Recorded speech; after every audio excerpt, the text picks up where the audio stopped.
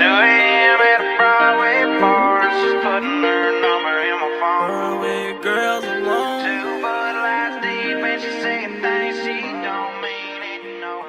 I met her down at Aldi. She said that she saw me walking in about a mile away. Bean just had to take her phone and that just took her smile away. She said I'm too drunk and crazy, she don't like the way I dance. I said you don't have to join in, she said she'd take a chance. I've been kinda crazy ever since it went down. I got kinda lost and baby, this what I found. Girls like you just wanna take me around, around and around. Oh, there's 2 things that you're gonna find out. They don't love you and they only love you right now. If I was smarter, I'd have stayed my eyes at home and leave them Broadway girls alone. Broadway girls alone. Broadway girls alone. They tell me, told me don't trust me. Broadway girls are trap. They owe me, they tryna finesse me. They see Will Morgan, they know that I rap. My horse is Porsche, she telling me young. I jump on a horse, she get on the back. Went to the bar to go buy a drink. She listen to Pink, she told me she not a rap. I can't run out of money. The trenches love me forever. They treat me like Ed and London. Take her to poor, they ain't got a bed for nothing. The covers, boots, guitar, cigar, the bar. She riding a bull like car. She usually don't cool stars. There's 2 things that you're gonna find out. They don't love you and they only love you right now. If I was smarter, I'd have stayed my eyes at home and leave them Broadway girls alone. Broadway girls. Broadway girls alone. Broadway girls. Broadway girls alone. Think I ought to settle down and find me something I could take back to my hometown. Oh. But I told them that I'm savage. They just tryna tell me that. There's 2 things that you're gonna find out. They don't love you and they only love you right now. If I was smarter, I'd have stayed my eyes at home and leave them Broadway girls alone. 2 things that you're gonna find out. They don't love you and they only love you right now. If I was smarter, I'd have stayed my eyes at home and leave them Broadway girls alone. Broadway girls. Broadway girls alone. Broadway girls. Broadway girls alone. Broadway girls. Broadway girls alone. No. Broadway girls. Broadway girls. Broadway girls alone.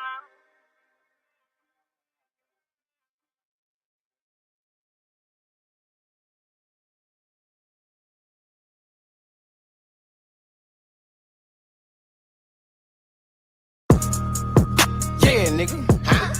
Ma? 2020, boy. Got a fucked up now, nigga. It's bad. Huh? Yeah. Authentic or nothing. Baby mama ain't shit. No. She won't let me see my son. Oh. But you fuck with her, mama pop my gun. Pussy ain't no one-on-one. Nigga, we come from the slum. 30 round, 50 round, 100 round. Yeah, pussy boy, them drunk. How you praying like a nun? I ain't never been an actor. Patch a nigga with that cap of shit. We gon' stump his ass just like a cow. The mayor, but she call me mouse. Got her to the spot, gave that bitch a perk. Now she geeking like a banshee. She couldn't even understand me. When I told her drop a pen, 448, I get them gone. But it's $100 million phone. They hit my jack, they say they need it strong. Well, you look broken, hey, you need a loan. My nigga, I'm nice and you can have a loan. Your bitch told me that was nice and then we bone. No time to cuff a nigga, know I'm gone. Chop on the deep and boy, I'm in the zone. Ain't gotta say it, you know how I'm coming. Been up there hanging like a monkey. Say he got 50 back down in the dungeon. Boy, I hit text him man, he say he bumming. Say he gon' shoot, what bit, what it do? I think he bluffing, nigga, what a proof. Told you we coming there, we want the loot. Try me, boy, I'ma leave you with no roof. I got that drink, bitch, I got that juice. No, I ain't bitchin', but I keep the two. That bitch, you fool, but try me like a fool. I promise you won't make another move. I'm in my groove, yeah, nigga, I'm back. Well, I heard you been cuffing on that neck. That bitch, she licked me down out to my sack. You got a new name, boy, we call you Pat. He want to smoke, what bit, what it is? You know I'm slamming nigga like a eel. No, I pop a nigga like a pill. No, I be drinking mustard out the seal. Yeah, it's the mayor, and no with the mall. Yeah, we be trapping, bitch, we don't do fraud. My killer, that youngin' laying in your yard, bitch. Huh? Baby mama ain't shit. No. She won't let me see my son. Oh. But you fuck with him, mama pop my gun. Pussy ain't no one-on-one. Nigga, we come from the slum. 30 round, 50 round, 100 round. Yeah, pussy boy, them drunk. How you praying like a nun? I ain't never been an actor. Patch a nigga with that cap of shit. We gon' stump his ass like a cow. The mayor, but she call me mouse. Got her to the spot, gave that bitch a perk. Now she geeking like a banshee. She couldn't even understand me. When I told her drop a pen, I pop a perk, she know what it is. Bitch ain't no talking name, Dr. Phil. Knock it, they fat as hell like Uncle Phil. Just like a safety bitch, I'm in the field. Here come the mayor, bitch, this ain't a drill. Say that they looking for me, he a meal. Bitch, if you shoot, you better shoot to kill. I caught a demon, he won't let you live. Still told me, fool my nigga, let him live. So if I can't let him live, I want him in. Know when I'm coming, boy, I come to kill. I fought your bitch because she like my Leo. I got him mad cause I'm in my bag. And boy, my pocket heavy, got a sad. And I got Glock that come with extra mad. Cause if he dripping, yeah, that shit be sad. He want to smoke, well, I bring a cloud. This ain't no bossing, but I'm bring around. But with the mark, that nigga won't be found. I promise you, we gon' come and shut it down. I get your bitch, and I'm on the left. After I get to work, I make it flip. I got the power, I can get you dip. Roll up that cookie, nigga, chocolate chip. You want that pressure whoop it, make a move. You try and fool a nigga, you the fool. Well, I had them gutter babies on your roof. Your ass gon' disappear, a nigga poof. Yeah, bitch, I'm back, and I'm here to stay. Even your bitch gon' tell you that I'm great. So when you see me, nigga, fish your face. Yeah, it's the mayor, bitch, I won the race. Baby mama ain't shit. No. She won't let me see my son. Oh. But you fuck with him, mama pop my gun. Pussy ain't no one-on-one. Nigga, we come from the slum. 30 round, 50 round, 100 round. Yeah, pussy boy, them drunk. How you praying like a nun? I ain't never been an actor. Patch a nigga with that cap of shit. We gon' stump his ass like a cow. The mayor, but she call me mouse. To the spot, gave that bitch a perk. Now she geeking like a banshee. She couldn't even understand me. When I told her drop a pen. This is after that nigga.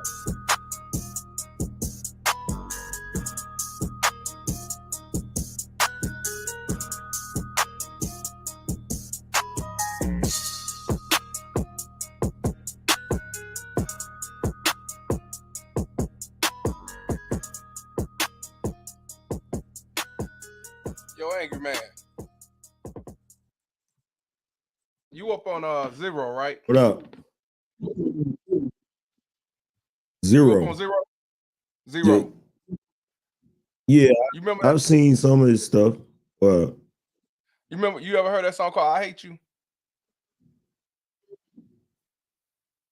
You said what? Say it again. You ever heard of a song that he made called "I Hate You"?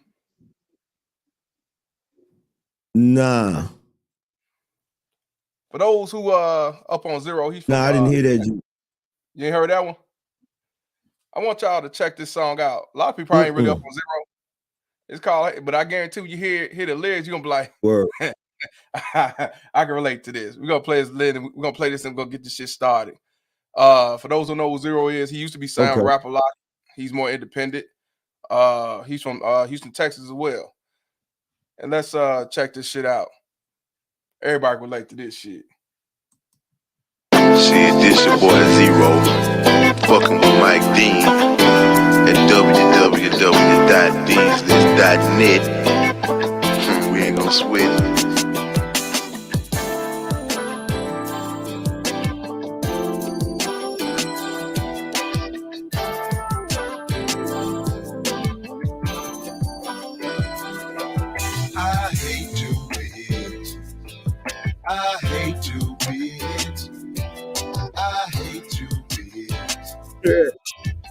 I never thought I'd say I hate you, bitch. I hate you, bitch. I hate you, bitch.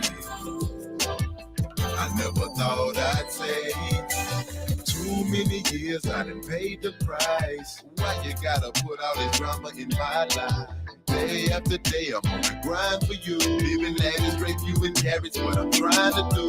But I'm just a man, trying to do all I can. But you act like you ain't understand. Well, I done sacrificed and I done swallowed my pride. On the wrong road, trying to follow my pride. I was daddy for a while, though I've got no seed. But the kids are my ADART.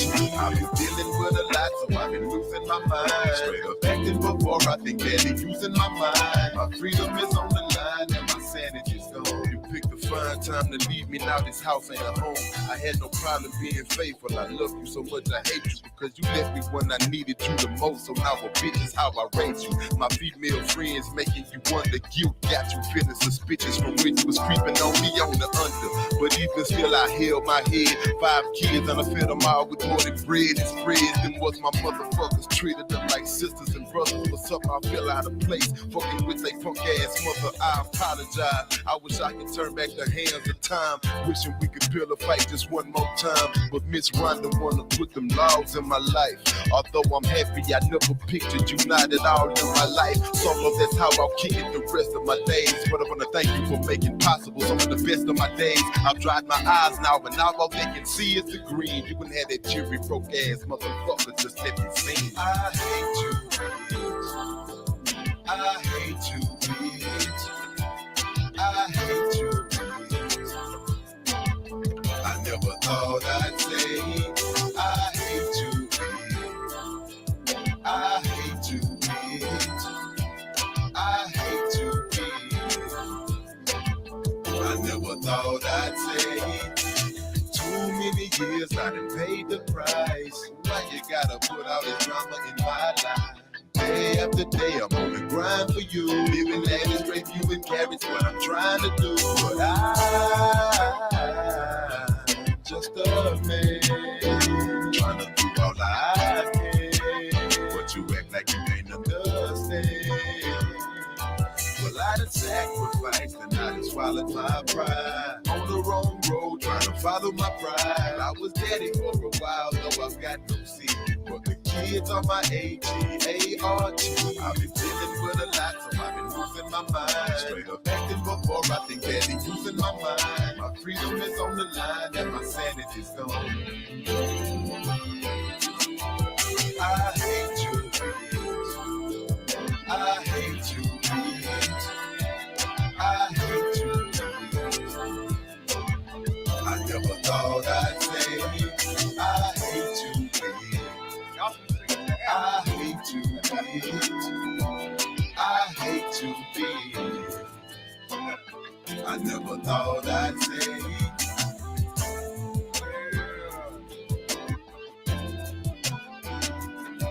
Shout out to the baby mama Terrence Valley Hunters up in here. I hate you. We got Zoe up in the building. Shout out to Zoe for the $5 donation. Salute to Mr. Palmer. Eggman, fire. Hashtag couch gang. Hashtag masculine mercenary. Appreciate you, brother. I hate you, bitch. Bluff the City Nerd. Shout out to you for the $5 donation. Yeah, there's a couple joint Zero got I like. I hadn't heard that one though.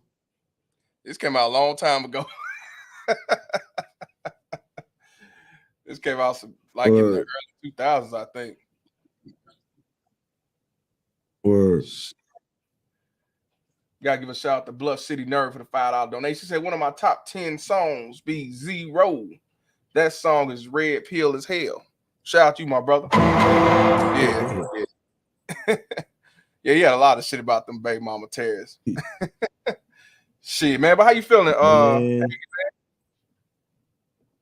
Shit, I'm feeling good, man. Especially played my boy Fujiano. You feel me? Oh, yeah. I was bumping the hell out of that shit. When that shit first came out, I was like, God damn, I needed this anthem some years ago. all he needed to do was the hook. He ain't got to do nothing else, just play the hook. Yeah. Hell yeah, when I heard that, I'm like, I like it already. Shit, it was the hook for me. Yeah, man. Mm-hmm. But everybody, how y'all doing? Hope everybody doing cool. You know, hope everybody's warm out there. It's in the heated climate, because I'm up here in Chicago where it's 35, the sun's out, so it ain't too bad. Next week gonna be all 40s and 50s. So I won't be hating on y'all after today. You know what I'm saying? But yeah, I ain't gonna hate on nobody after today because it's still 35. And if it's 40 and up, then I won't say shit to you. You know. Shout out to Peaceful Pulley for the $10 donation. They said, what up, Mr. Palmer? Peace, salute. AM. Peace. Angry man. Shout out. We're gonna turn the direction, because we're gonna talk about this Joe Biden situation. You know, about this $30 million. I call it a crack pipe deal. Now, I'm saying, yeah, it's a crack pipe deal, bro. Because I mean, what have he did for the black community? What have he did for black people at all? Nothing. I mean, he said he was gonna offer to help black people and help black families, shit like that. I ain't seen that shit yet. You know, just like Yep. Obama. You know, Yep. what's your take on that when you heard about this? When I first heard about it, you know, I thought to myself, it's typical. It's the type of shit that you know, Democrats are known to do. They love to come out with programs that they pretend is for the purpose of helping people, but Right. really it's only hurting people. You know, this whole thing is no different than back in the day with them saying, oh, we need to give out new needles so that people won't, you know, get, you know, any type of communicable disease or whatever. And it's like, no, what you're supposed to do is figure out a way to stop them from using the drugs. Like, you enabling them, you know? But that's what they hey, Exactly. that's what they do. I feel the same way. You know, you basically enabling them, you know, instead of them, you know, okay, well, instead of you using this dirty crack pipe on the ground, getting infection, we're gonna give you a clean pipe to use. And you go do it over at the park over there where the kids used to hang out at. Yeah, okay. Shout out to Ricky Manna. Exactly. Ricky Manna. Yes, sir. Ricky Manna there. Mr. Palm, did you see the video last night? I tagged you in. Yeah, I saw it last night, bro. You did your thing. Shout out to Ricky Manna. Y'all need to subscribe to him. He definitely talk about the politics and he talk about all this shit. They even hate him over there. Shout out to you, my brother. Yeah. Real shit. Did you well, let me ask you this. Are you a Republican or a Democrat? I used to be a Democrat, you know, before I woke the hell up. You know what I'm saying? What I found is, you know, like what I found is I was just like everybody else, this black, like, you know, you come up, your parents and everybody that's around you, they push that Democrat shit off on you and you don't know no better. You know what I'm saying? Then you start learning about politics and then you start looking at shit and you be like, man, nah, you know, I went from being Democrat to being pretty much having no party to being like, shit, I think I like some of the stuff that the Republicans are saying. You know what I'm saying? So, anyway, but when you do that, now you're wrong because, you know, all Republicans are racist. You know what I'm saying? So, yeah, you can't make this shit up. And what people don't really realize in history, black people back in the days was Republican. And the Dixiecrats, the KKK, the Klan, the haters and all them, they was Democrats. And it's like it just switched around, you know what I mean? So you know that.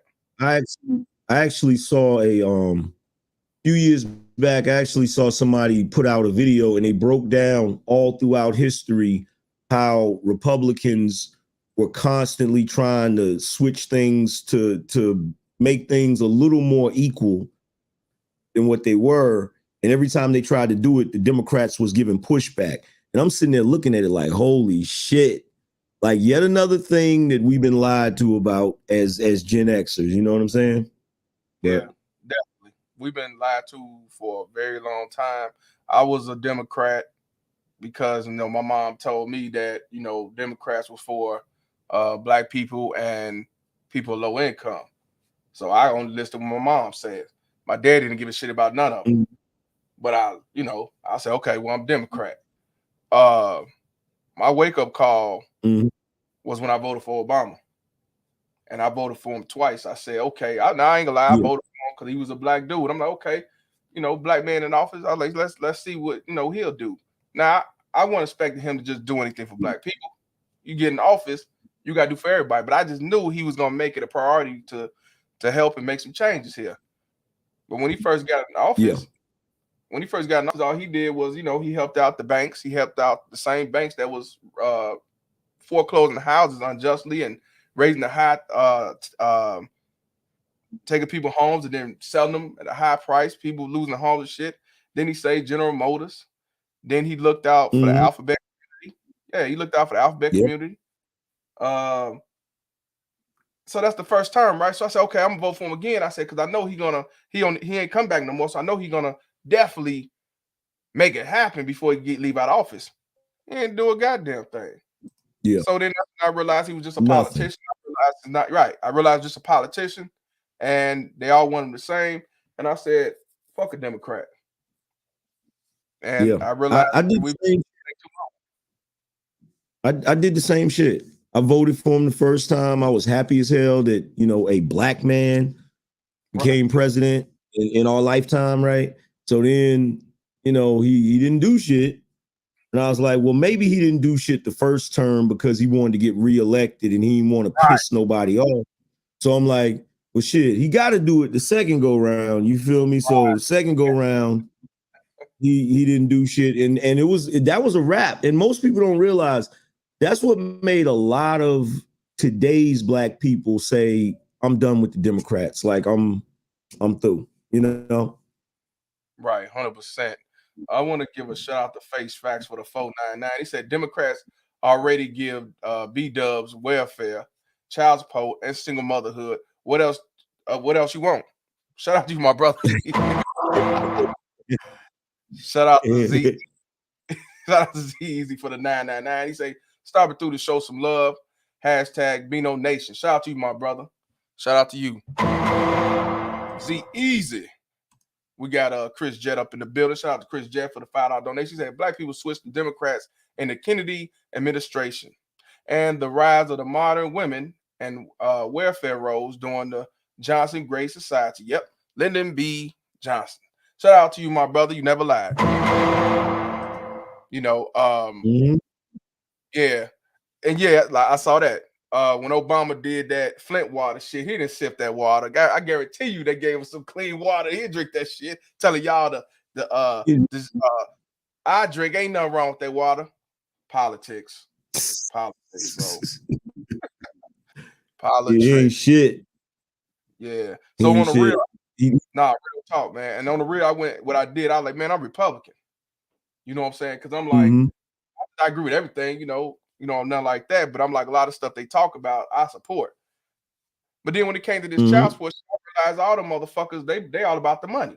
So now I you could say independent, and you could say that I vote for whoever benefits me, and Democrats ain't it. Yeah. So, you know, on that note, that's why but fuck a Democrat. We've been getting lied to for so long, sent off, used, and it's still going on today. They took Trump out of office and brought in Biden, thinking that Biden was going to change the game up for us. Really? Yeah. And you know what? On that, go ahead, brother. He ain't do shit. And my thing is, I roll with whatever party is gonna make my pockets look better. That's who I roll with. Exactly, because you know we're taught to we're definitely taught to vote for Democrats because they for us. That's it. They for us. They did shit. And they ain't did shit, man. Ain't did nothing. Yeah. So on that note, for everybody who voted for Joe Biden, everybody voted Democrat because you was told to when you was going to get a long train and listen to the media and everybody else, I'm gonna let Denzel Washington speak for Malcolm X. Wrong one. You've been had. You've been took. Hoodwinked. Bamboozled. Led astray. Run amok. Yes, sir.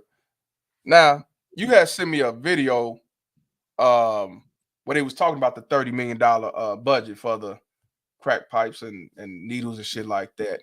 Can you kind of tell us what it's about?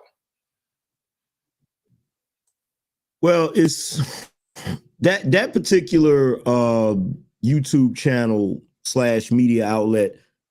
I watch them because sometimes they try to be fair and balanced on both sides. They don't try to be all the way to the right or all the way to the left.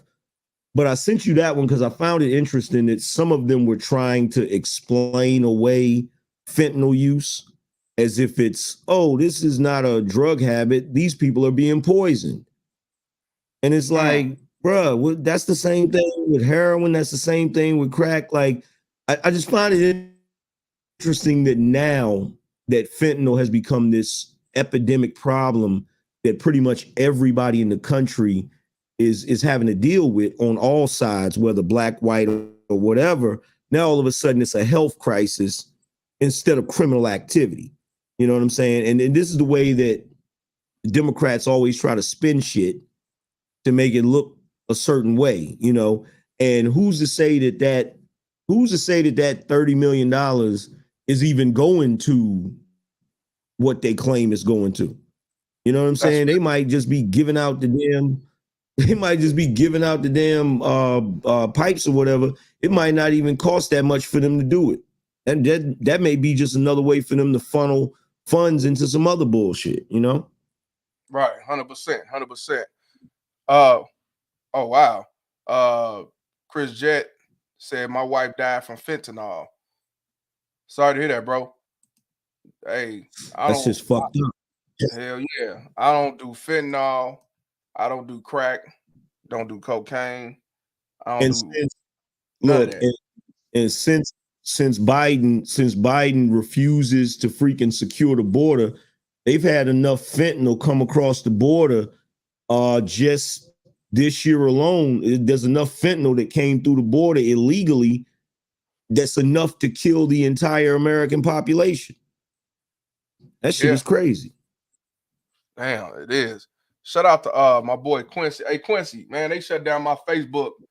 Going to the profile on the description, you'll see my new Facebook. Send me an ad, man. I was trying to find y'all, but it's not letting me find y'all, even send y'all ads. So send me an ad, bro.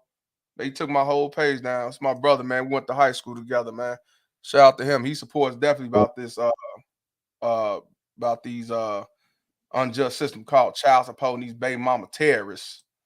For real. Shout out to you, bro. Yeah. Shout out to Black Yankee for the $10 donation. He said, I knew Trump was okay when dudes got a check from the IRS, even went on child support, and these hair-headed harlots / baby mama terrorists was hotter than a fish grease. Yeah, shout out to you, my brother. Yeah, the first time they took the men's stimulus, but the second and third time they didn't. They took mine, and I didn't care because I'm like, shit, let that shit go to my ridge. That's all I care about because I'm not paying for it. Let it hit my ridge. You can't depend on it, bro. You can't depend on the government. I feel like this. We can't depend on the government. Maybe everybody else they could take care of it. They could get refunds everything from government. We can't depend on the government. You know what's crazy? In 2019, when they did the first stimulus, right? I was telling my girl, I was like, man, I ain't gonna get that shit. I make too much damn money, right? And she was like, nah, they basing it on what you made in 2018. I said, bullshit. She's like, yeah, they basing the first one on what you made in 2018. So you know how they had the little website where you could go check it to see if you got it? Man, I went and checked that shit. I said, oh shit, they done fucked up now. Man, yeah. I slid in there on that first. Oh shit, let me do that. Hold on. I gotta find something right quick. Go ahead, bro. Yeah, I slid in on that first one, but after that, it was a wrap. Well, they took my first one, but I didn't give a fuck. But after that, the second one, they in on that first one, but they gave me because they said it wasn't supposed to have been done. Yeah, they said it wasn't supposed to have been done. So yeah, you know, it's all good. But I didn't give a fuck. That's what happened. That's some bullshit anyway. Like if you're trying to give people money, to assist them in certain situations, like how the hell does that help the brother that was supposed to get the damn money if you're gonna just garnish it and give it to somebody else? Like she didn't already get hers. Like that shit is goofy as fuck, bro. Yep, and it also affected the ones who was married because they went off. If you filed together jointly, they took the whole thing, so they got $3,000, and the wife had to fight and say, "Nah, that's half mine." And then they got it, but it took them time, and a lot of people struggling from that. You know, white, black, blue, or green. I heard more white people talking shit about that with that taking out for their child support. So it was crazy. It was crazy. Mm. I want to give a shout out to C Bro. Yeah, I know, right? This CB Rob. CB Rob Senior, 1975 for the $5 cash app. Shout out to you, my brother. Yeah, so a lot of us went through that, but I told you, I mean, well, thank God I didn't have an issue like I needed it. That's why even when it comes to taxes, bro, if I get something, I get it. But if I don't be dependent. I can't wait to get my taxes. I can't wait to get my taxes. IRS turn around and just take your shit for some other bullshit reason. You know what I'm saying? That's what I'm saying. It's crazy. All right, bro. Got you. All right, man. I'm gonna go ahead and play this. And anytime you want me to pause, if you want to cut in and say some shit, just let me know. You know how I get down.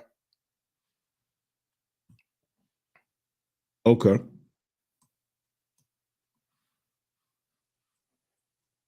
Fair use. Fair use.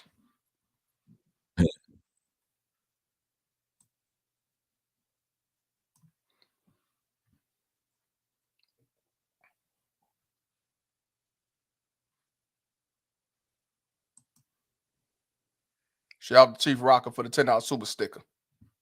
The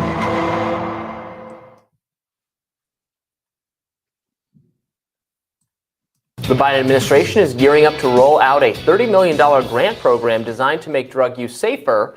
The program will fund the distribution of, quote, smoking kits and supplies. Now, a spokesperson for the Health and Human Services Department told the Washington Free Beacon that these kits will provide pipes for users to smoke crack cocaine, crystal methamphetamine, and any illicit substance, and that the department would prioritize applicants in underserved communities as defined under one of President Biden's executive orders. Despite the Washington Free Beacon report, an HHS spokesperson said in a statement, I got to ask something about that, Angry Man. You heard what he said, right? What's up? You heard what he said, right? Yeah. Now, he said it said it's to fund under basically poor communities.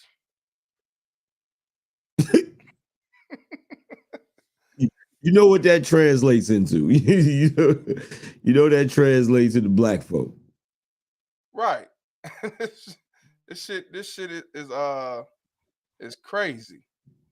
It's definitely crazy. He's trying to encourage.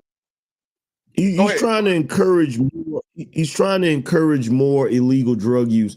See, a lot of people ain't seeing what, you know, Biden is a one-trick pony. What he's trying to do is he's trying to make everything so horrible that he can roll out another crime bill. That's all that shit is.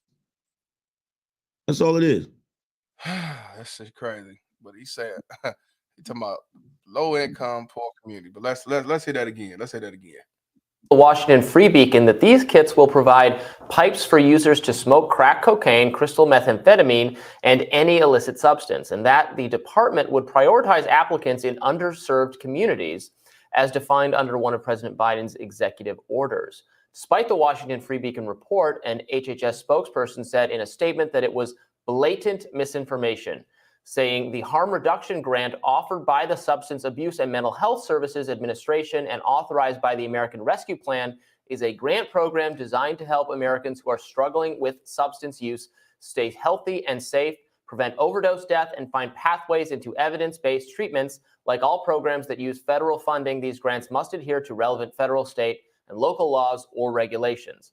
The report fueled fierce backlash from the GOP. Let's take a look. The new program will hand out needles and pipes along with safe sex kits, reportedly to make drug use safer while promoting racial equity. Also, they want to hand out the pipes so you don't inject. Louisiana Senator John Kennedy is a Republican on the Judiciary Committee. And Senator, good morning to you. Does this work? Bill, there almost aren't words in English. The Biden administration just keep on rocking it in the free world. I mean, every single day reality calls and the Biden administration just hangs up. I don't think when moms and dads lie down at night in America and can't sleep, they're worried about clean injection sites and sterile crack pipes. The issue, Mr. President, is crime. The issue, Mr. President, is how to stop it. not how to encourage it. Newsweek. What you think of that, Angry Man?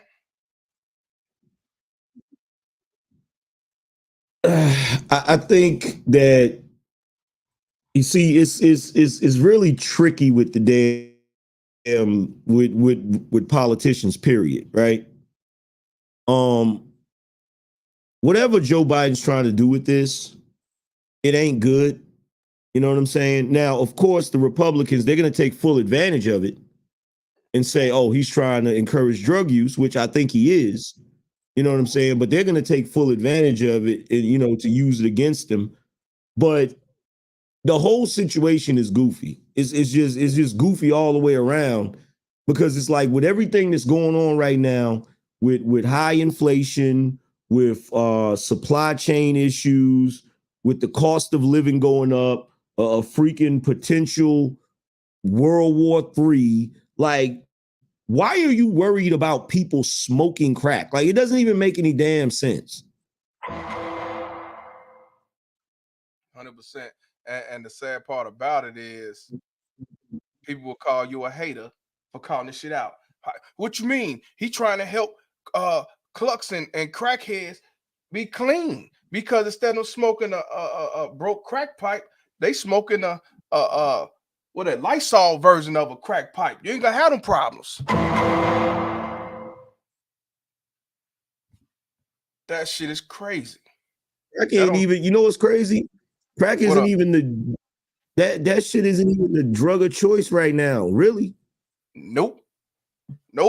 The choice now is fentanyl. It's like he's trying to revive. Yeah. And see, that just shows you how out of touch the Biden administration is. This motherfucker think it's still 1980. This shit is goofy, man.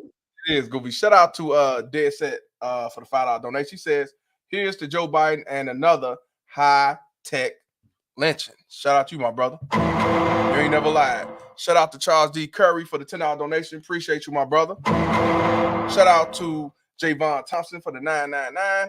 He says exactly what the angry man just said. This ain't nothing but a setup to fund private prisons, because that's where we get a lot of funding from. Shout out to you, my brother. And the thing about that, you ain't never lied, brother, because when it comes to child support, like I told y'all before, if you don't pay that child support, guess what happens? You get locked up, you go to jail, and you become a slave. It's the same thing. Either way, you're gonna be a slave to the system. This ain't no benefit to no crackhead. You think he care about having a clean pipe or a dirty pipe? He'll smoke from a goddamn straw. He don't give a fuck. And the other thing is, you got to think when it comes to the privatized prison thing, you feel me? Donald Trump had that First Step Act that released a lot of nonviolent offenders. So privatized prisons and stuff, they lost a lot of money behind that shit. So they got to recover. They got to recover those. They got to recover those assets. They got to get people back in there just to get back to where they were, as far as how much money they were making off of privatized prison. So, you know, he got to ramp it up. Now, I know you're not going to talk about racist Donald Trump. He didn't do no shit like that.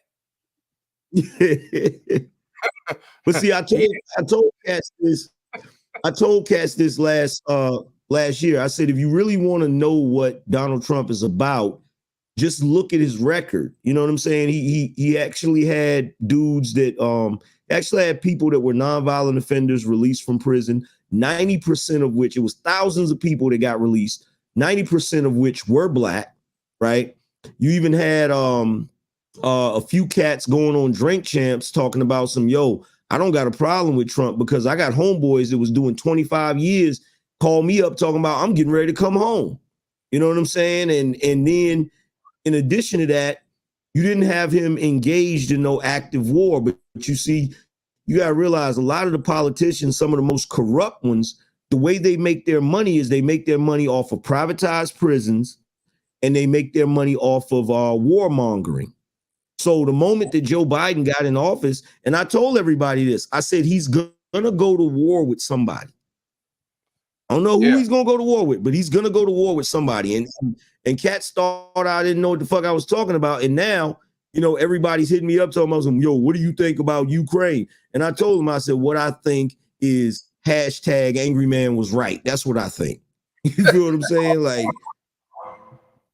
yeah, I mean, as far as the Ukraine-Russia situation, man, I ain't got nothing to say about it. You know, I will say, I think if Trump was in office, I don't think it would have went out like this. That's my opinion. Oh no, because you know what Trump said?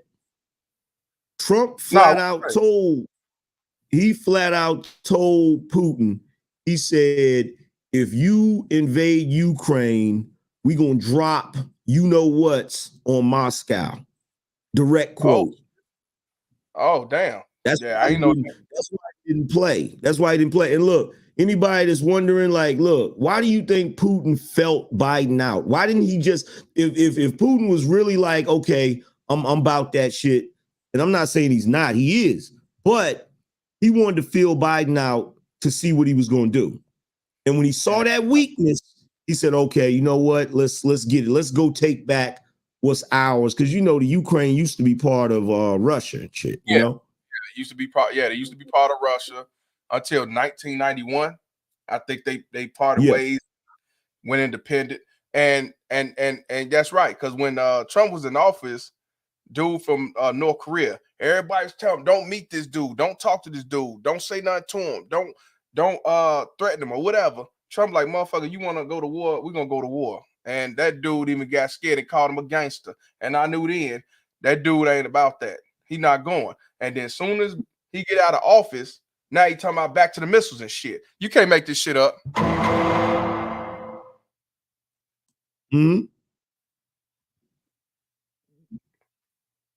Facts. Shout out to Black Yankee for the $5 donation. He says, here in NYC, the fiends are smoking crack on trains. It's gonna get ugly. Wow, shit. Damn. Let's continue. It's being allowed. Like it's Hey, you said what? It's crazy. No, it's definitely very crazy. Shout out to I said it's being allowed. They're just allowing all. They just. You must got a delay. Yo, is my internet lagging, fam?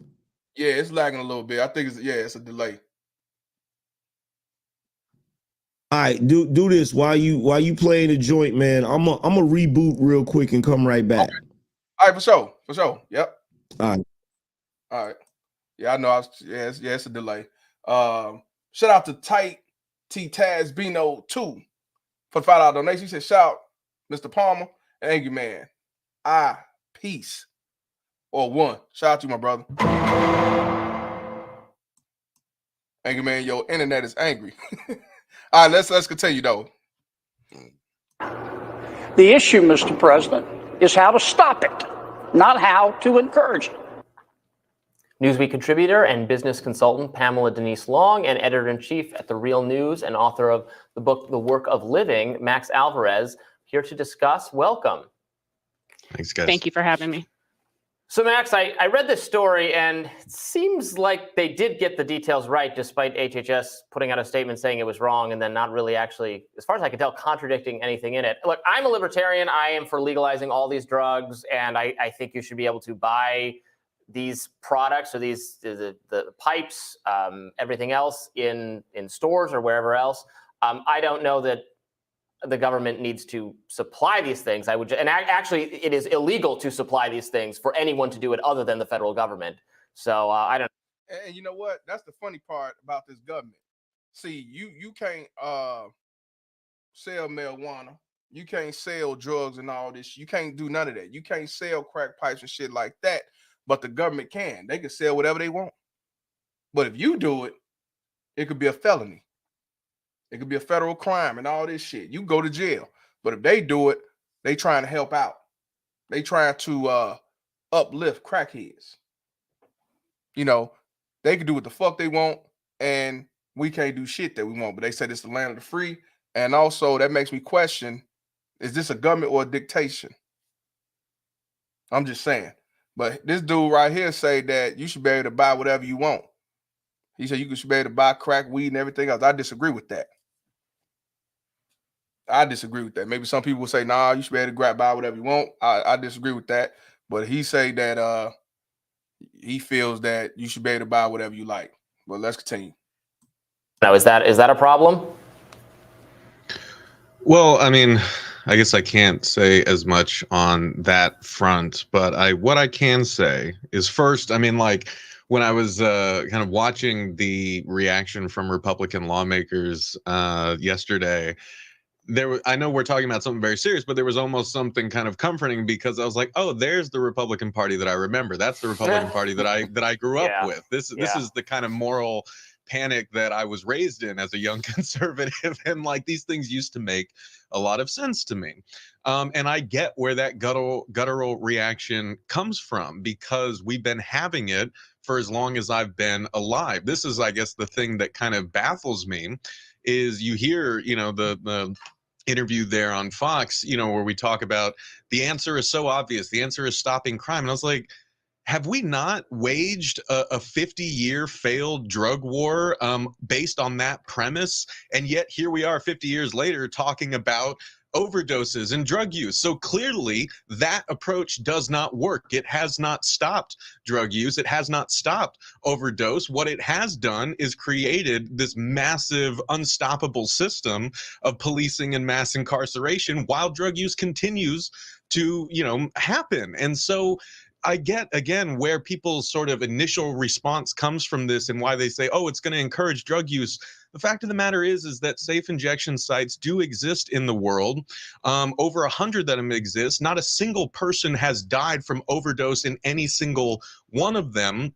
They actually do reduce overdose deaths. They do actually, and the opposite. They don't create a whole more extra drug users. If you actually provide a safe environment with medical assistance, where people also have things like Narcan and clean needles and access to medical care that people wouldn't get if they're doing drugs behind some vacant here in the street in Baltimore, they may actually be more likely to seek treatment for their drug use. So we know that the tough on crime, stopping the supply thing does not work, and yet we are still singing the same song. And I guess to my Republican and right-wing brethren, I would say, you'll never hear me quote this guy in earnest again, but facts don't care about your feelings here.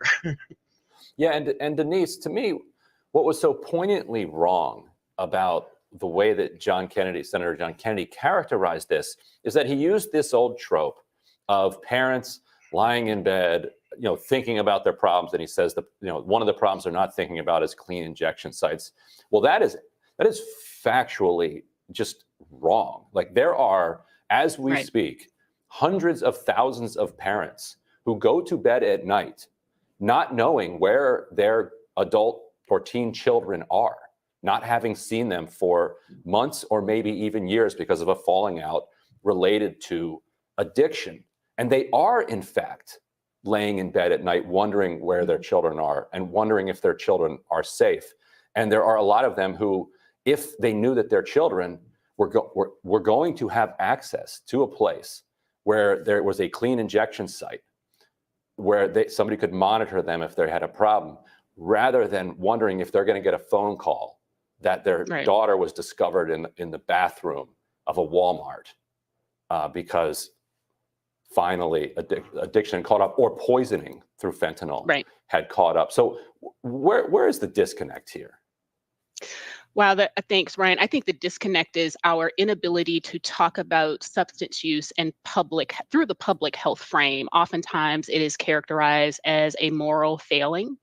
It's characterized as a broader public public safety issue, in the sense that these drug addicts are going to come into our neighborhoods and cause problems for the rest of us, but not thinking about the ways in which substance use has underlying factors that contribute to it. And what we ought to do is, of course, ensure that as those who are addicted to substances or using substances to cope are less likely to also expose themselves to other communicable and significant diseases like hepatitis and HIV, we're also offering mental health supports and other supports to address the underlying issues that don't have to do with moral failing as much as they have to do with psychological burden, the ways in which children are peer pressured into trying drugs that are addictive and they develop addictions and the like. So it's our ability really to understand substance use and substance abuse in a more mature and evolved way instead of pointing fingers at the people who use.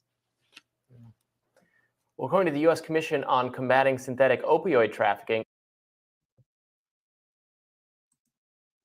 Did she say something? She said instead of pointing the finger at the people who use. I want to hear that part again. I don't get that part, but sound like excuses to me. But let's let's hear that part again. Way instead of pointing fingers at the people who use. Hold on. Where is the disconnect here?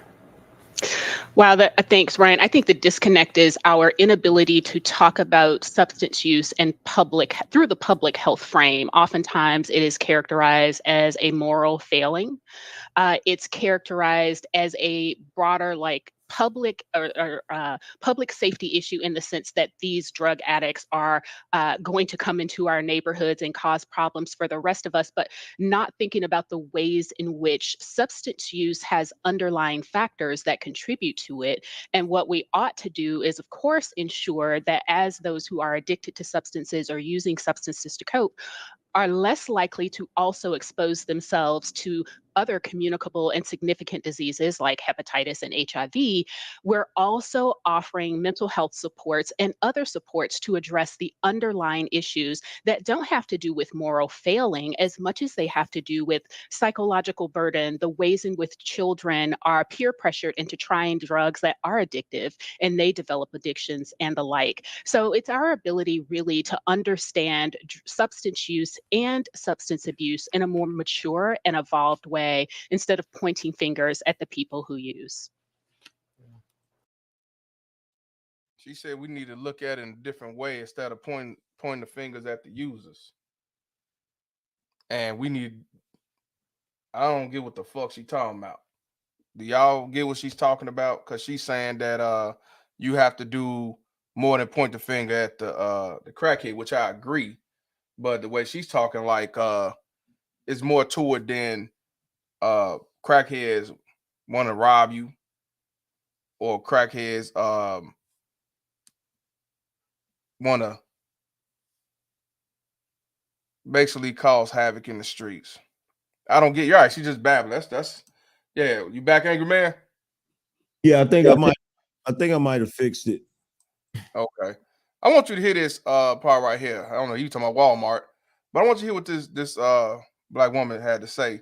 And to me, she's just babbling. A couple people say she's just babbling, bird brain. I want you to see, do you sound like some bullshit? Because she's trying to deflect from, she's saying we shouldn't be pointing the finger at the crackhead. I agree to that at a certain extent. But the shit that she was saying we need to focus on kind of got me. Check us out. Of parents lying in bed, thinking about their problems, and he says one of the problems they're not thinking about is clean injection sites. Well, that is factually just wrong. Like, there are, as we speak, hundreds of thousands of parents who go to bed at night not knowing where their adult or teen children are, not having seen them for months or maybe even years because of a falling out related to addiction. And they are, in fact, laying in bed at night wondering where their children are and wondering if their children are safe.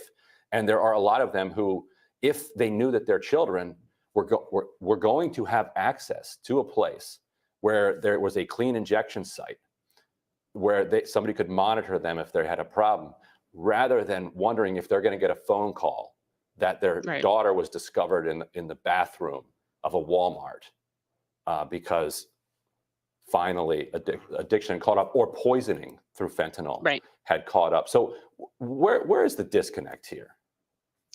Wow, thanks, Ryan. I think the disconnect is our inability to talk about substance use and through the public health frame. Oftentimes, it is characterized as a moral failing.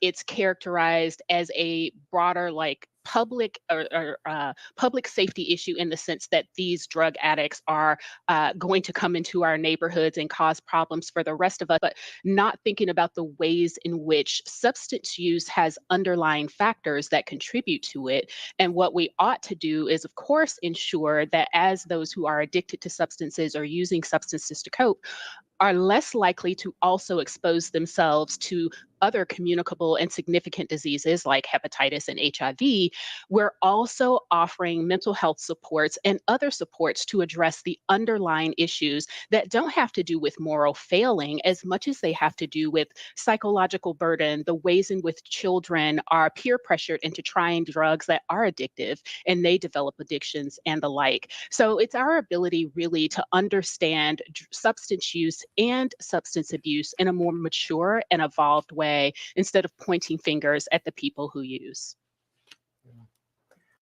What's your take on that, Angry Man? What she said? Well, my take on that is B-dubs that are in those positions on media, they're useful idiots.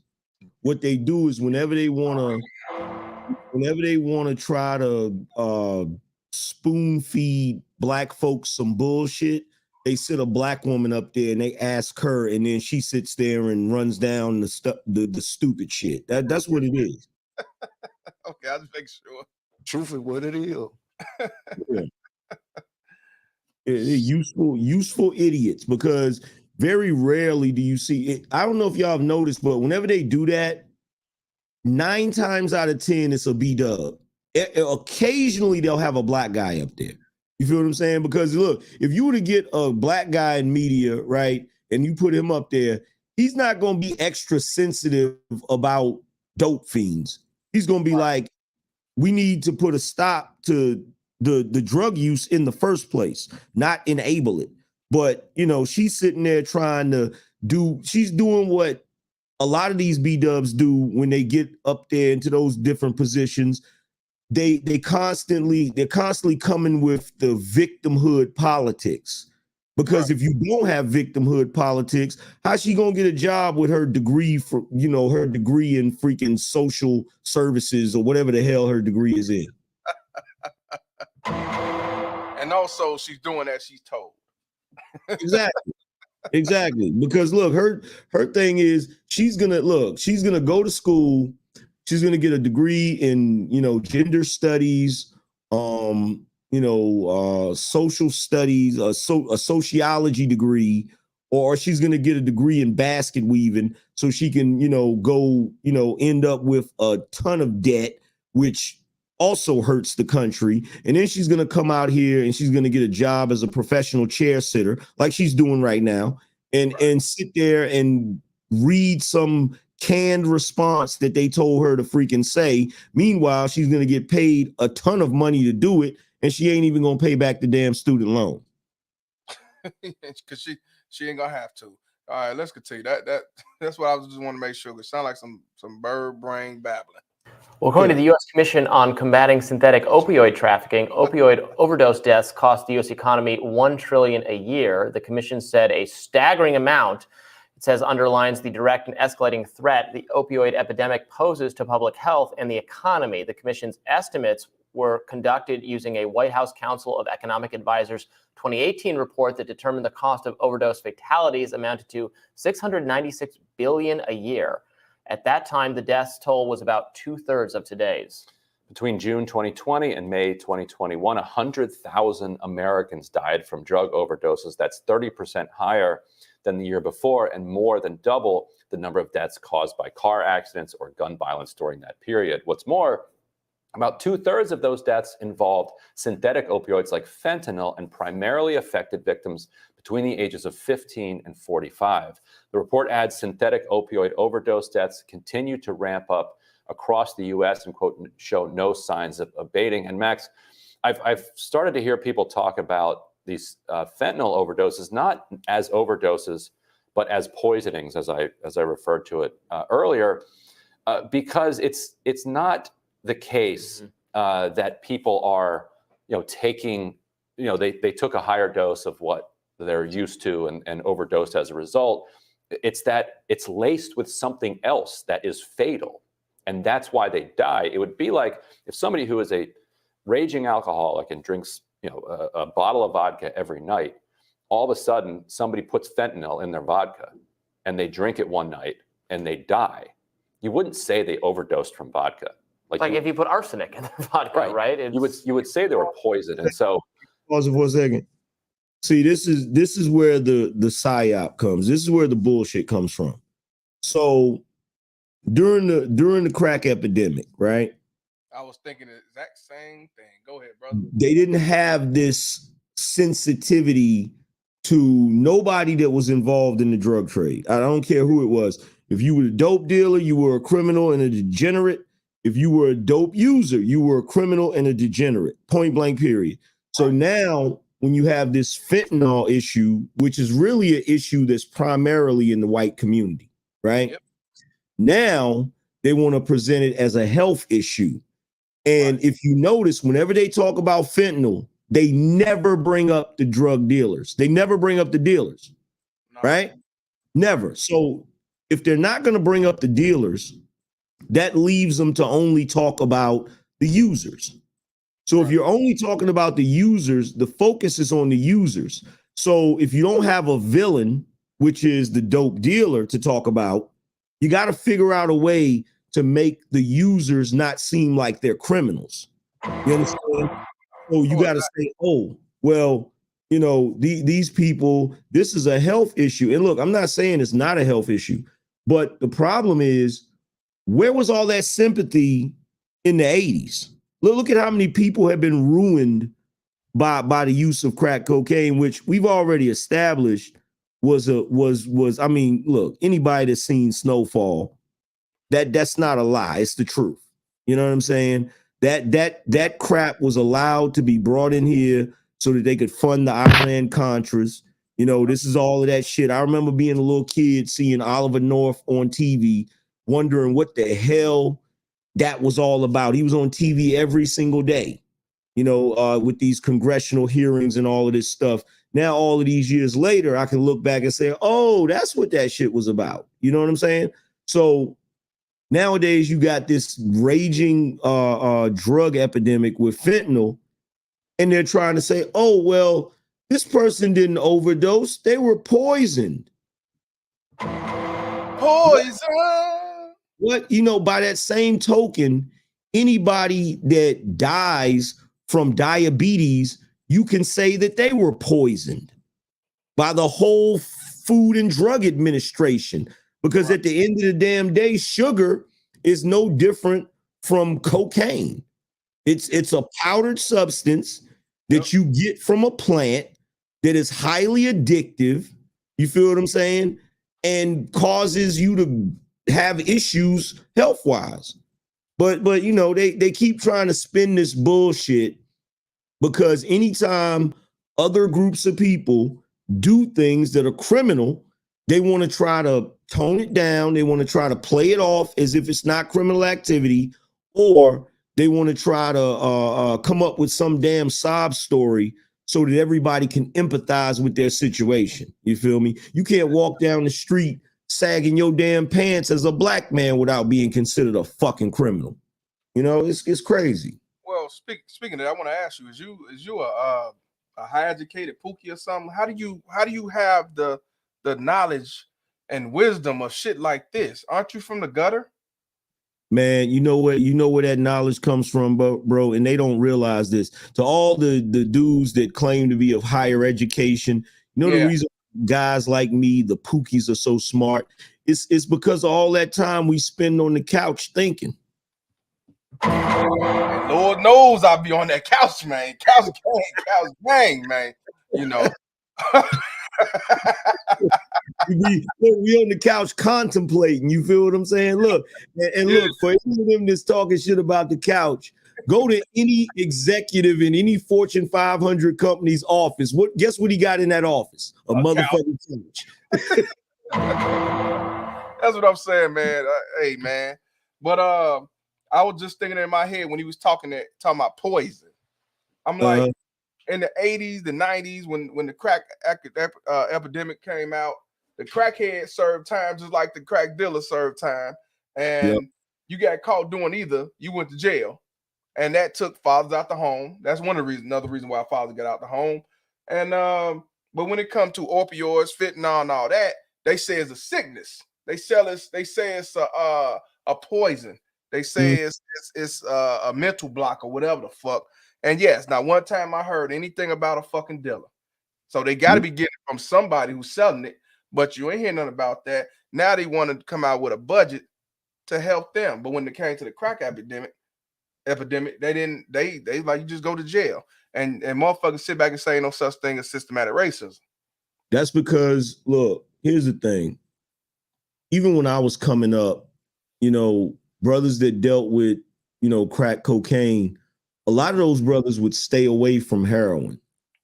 You know what I'm saying? Because one, you know, Pookies are not stupid. Pookies know which crimes come with the heftier sentences, right? So they stayed away. A lot of dudes stayed away from heroin. You know, they dealt with crack because, you know, it wasn't as bad a drug as heroin, you know, and people wasn't dying off of it the way people. That's another myth too. I know freaking crackheads has been crackheads since I was a freaking kid, and they still out here going strong. You know what I'm saying?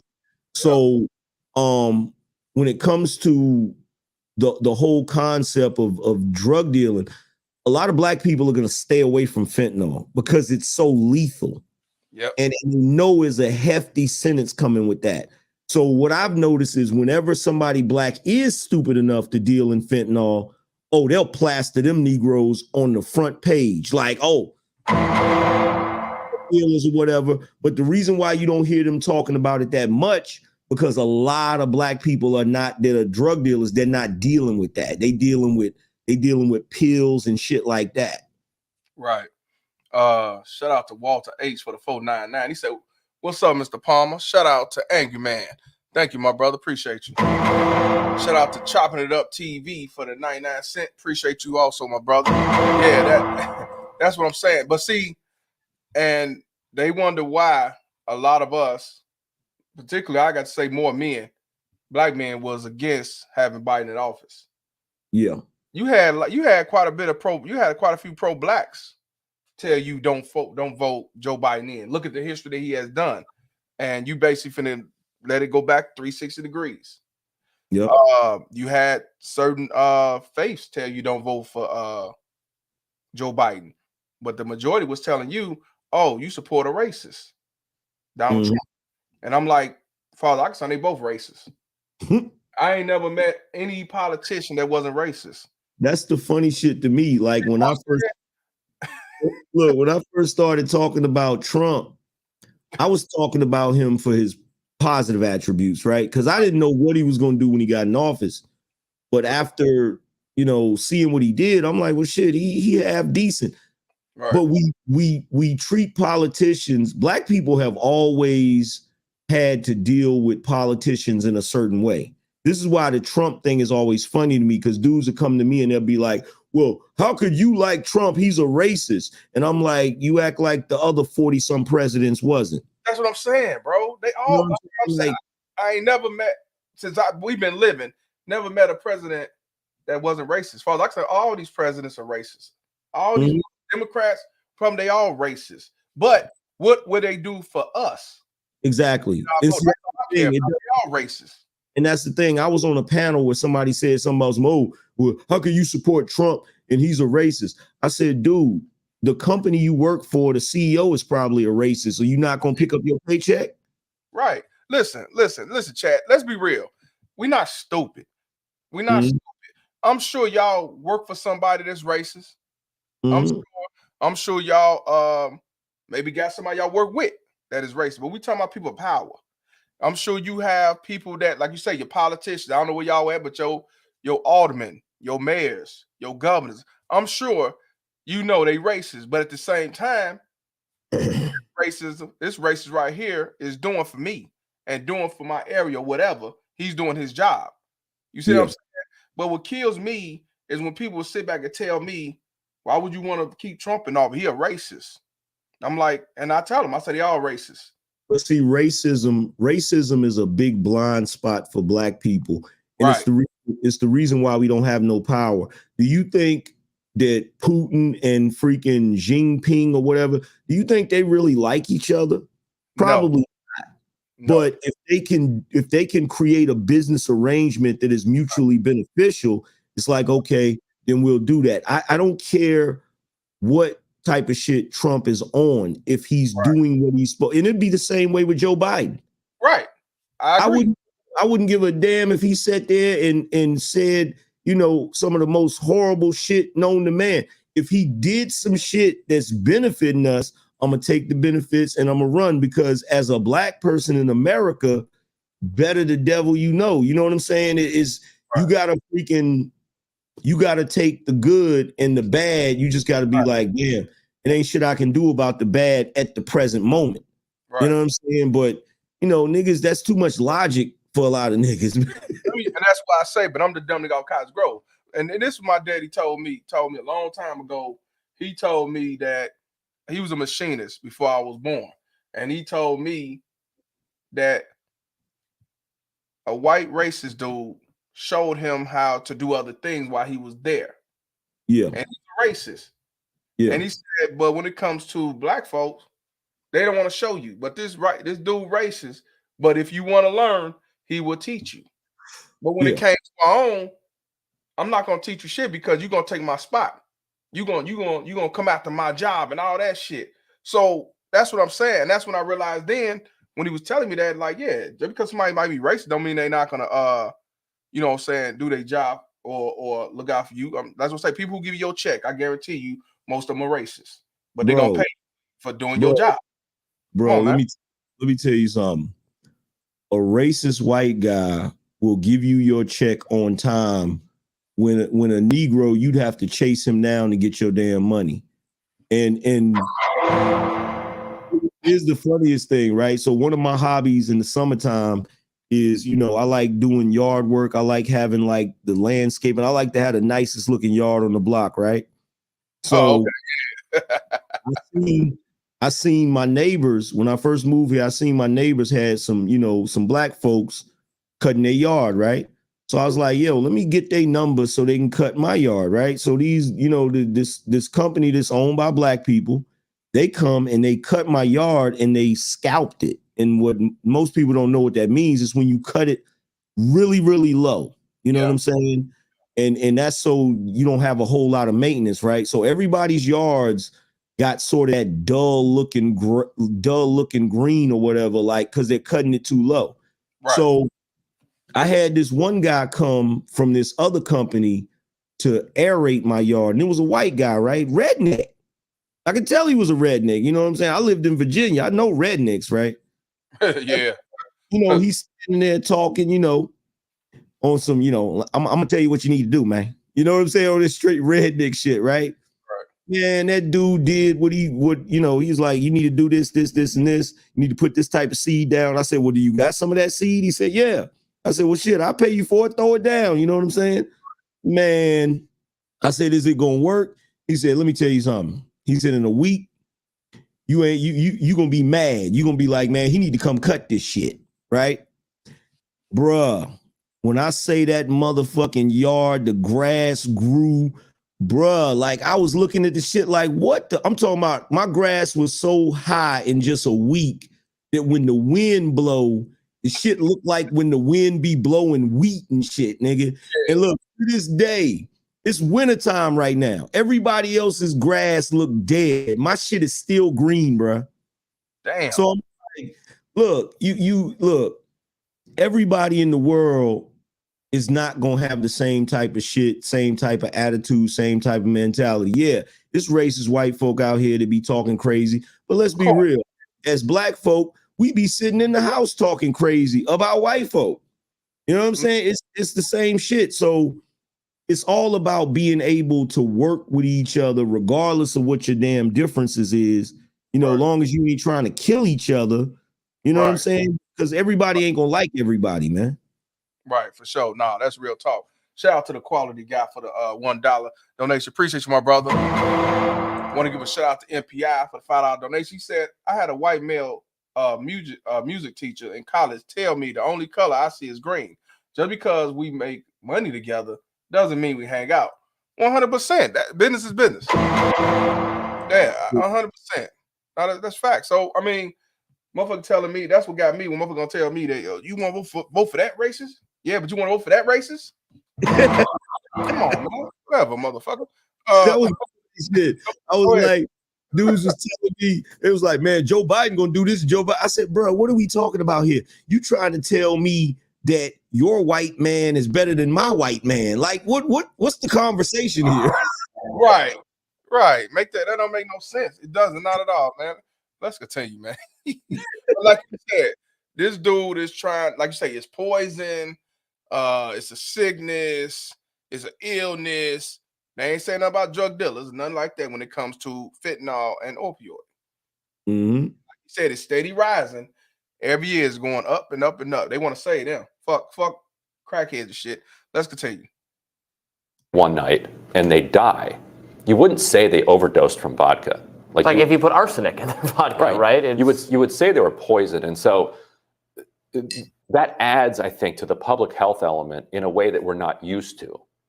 Because in the past, a lot of these overdoses were genuinely organic overdoses of people just imbibing too much of the substance. How do we think about the role of this fentanyl poisoning that has been injected into our drug stream?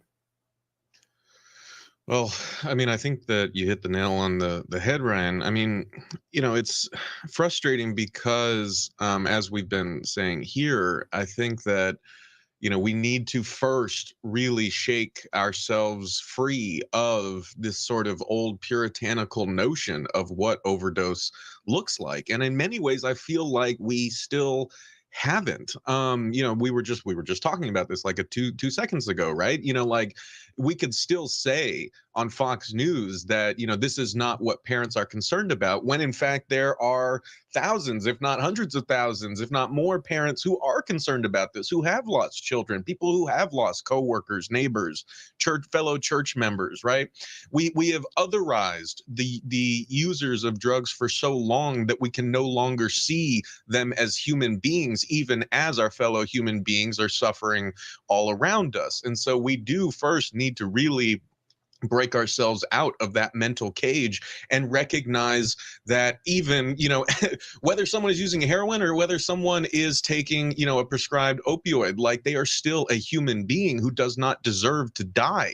But I still think that, like that's something that a lot of people can't really move past because they have put in their head that, the people who die from this are not people worth defending. And this is what really there's a deep foreboding that I have here, and the great Brandon Soderberg wrote a great piece for the Real News Network recently about the kind of fight here in Baltimore to stop the overdose deaths and how fentanyl is making its way into the drug supply and killing a lot of people, and how safe injection sites actually provide the kind of kits that you can test your supply on to see if it is laced with fentanyl. Thus another reason to support them.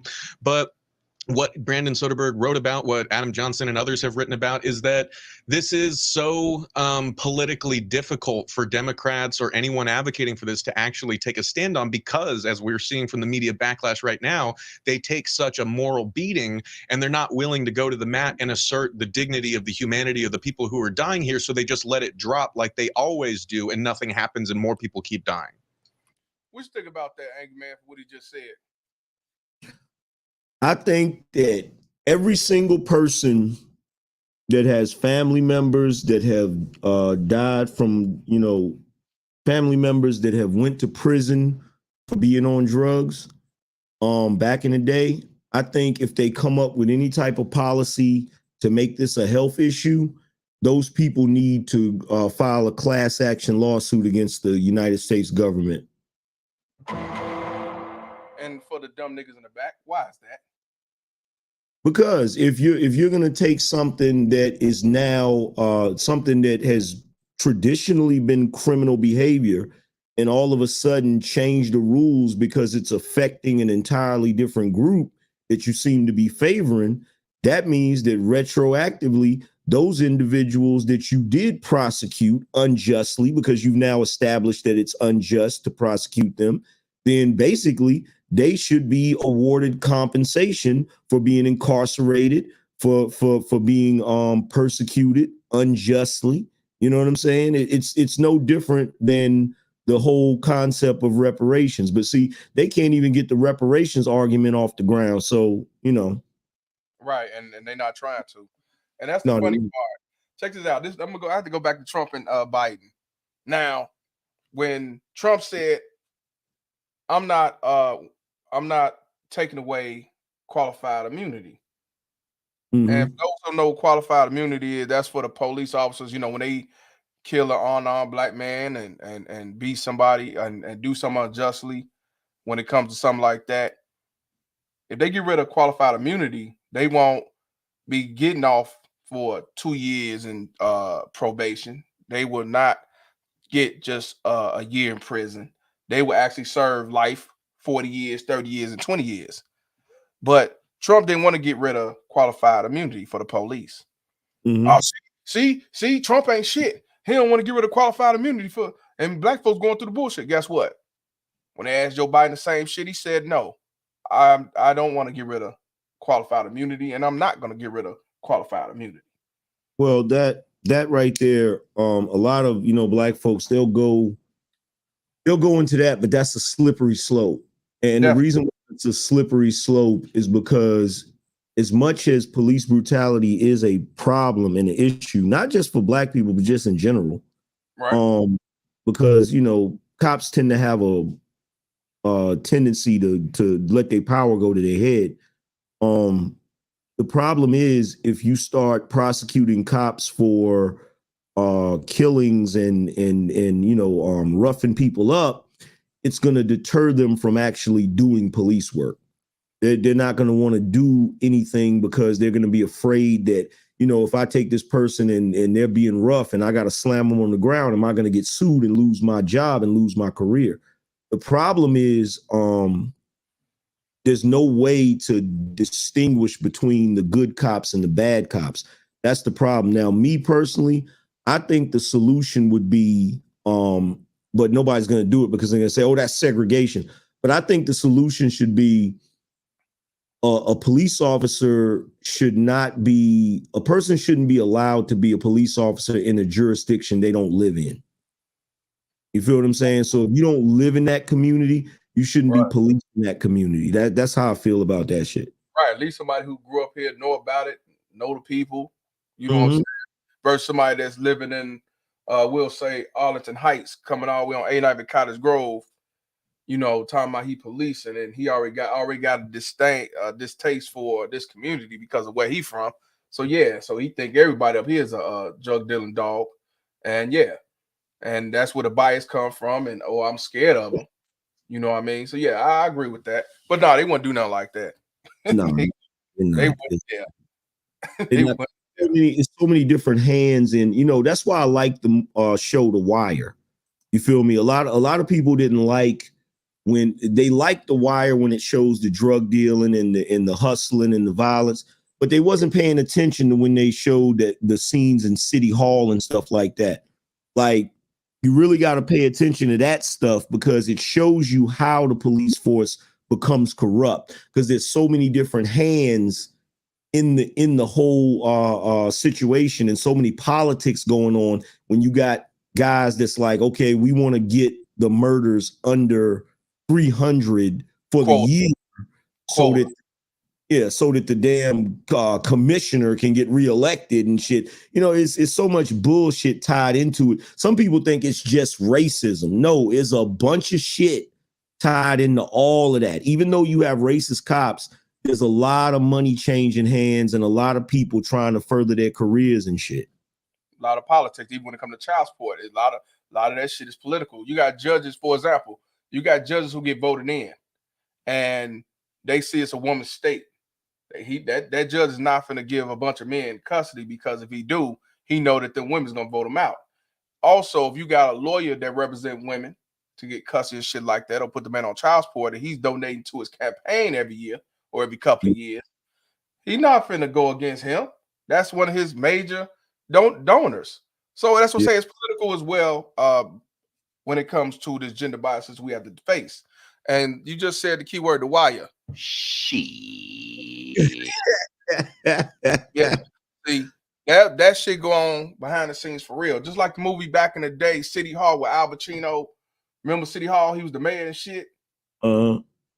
That's another movie you can definitely watch, even though it's old, and it talks about politics and how it's political and shit like that.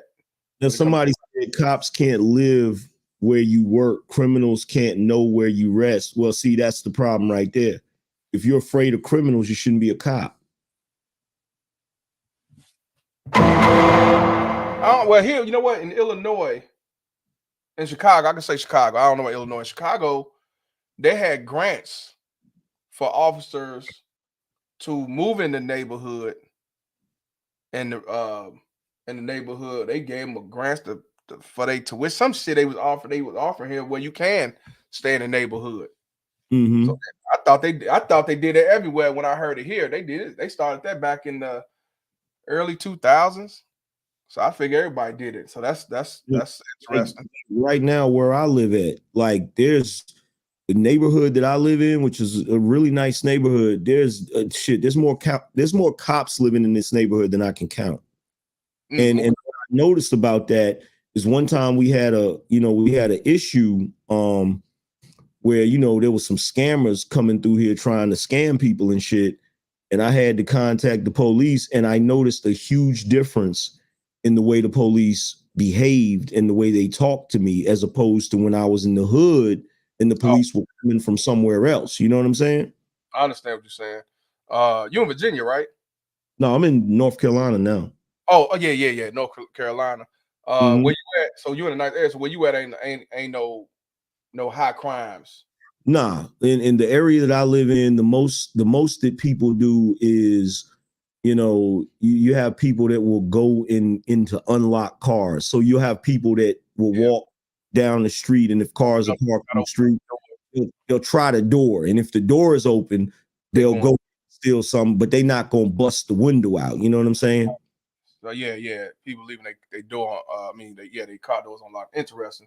Shout out to the Seattle Black veteran. Shout out to you, bro, for the $5 donation. He said, as always, good show, my brother. Appreciate you, my brother. Shout out to Miss Georgia Peach for the $10 donation. She said, it's been a minute since I've been on here. Keep doing the Lord's work, Mr. Palmer. Yeah, I'm glad to see you. I like, damn, there go Miss Peach. Shout out to you, my sister. Appreciate you. I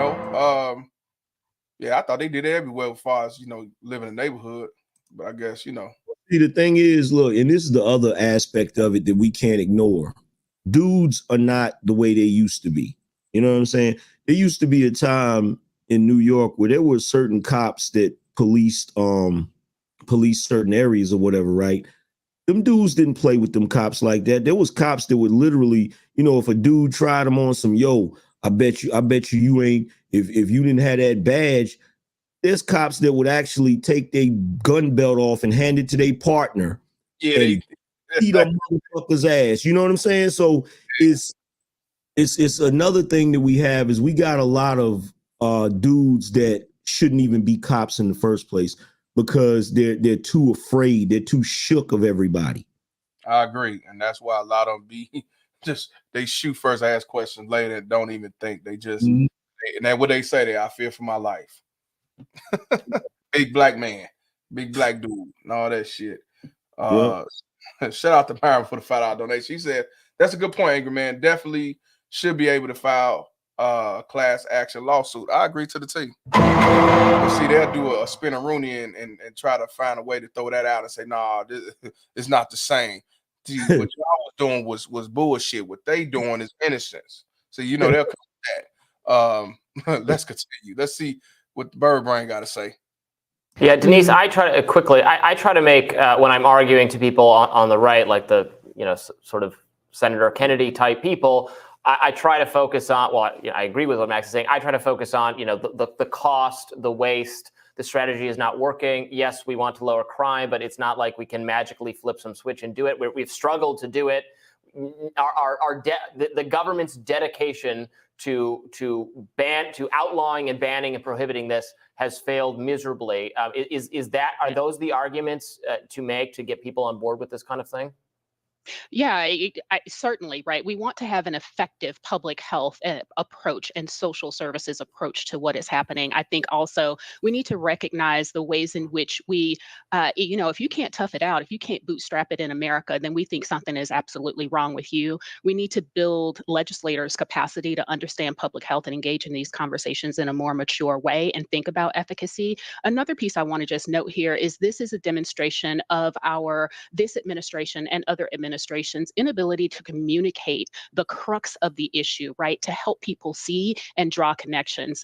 The other piece to this is there's a racial element when you talk about crack, where people talk about crackheads and they envision some Black person foaming at the mouth, frothing like a zombie. The reality is, and I've said this before, 55% of last month's crack users were white. And yes, 37% of drug users are Black, but it's also a matter of what is affordable for substances. And again, we have to get to the underlying social and economic reasons that people resort to substances as a means to cope. If we're not talking about that, then we're missing the whole point.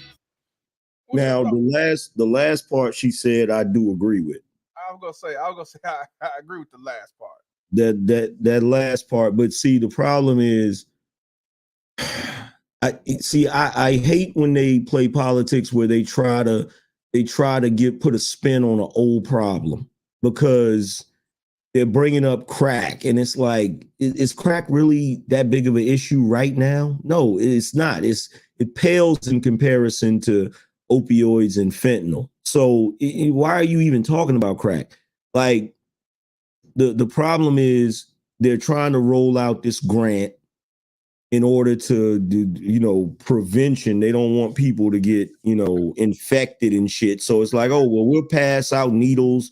We'll pass out, straight shooters and pretend like it's not a damn crack pipe. And that's exactly what the fuck it is. And we'll do all of this for public health reasons or whatever, right? And it's like, okay, well, if that's the issue, then why don't you do this? Why don't you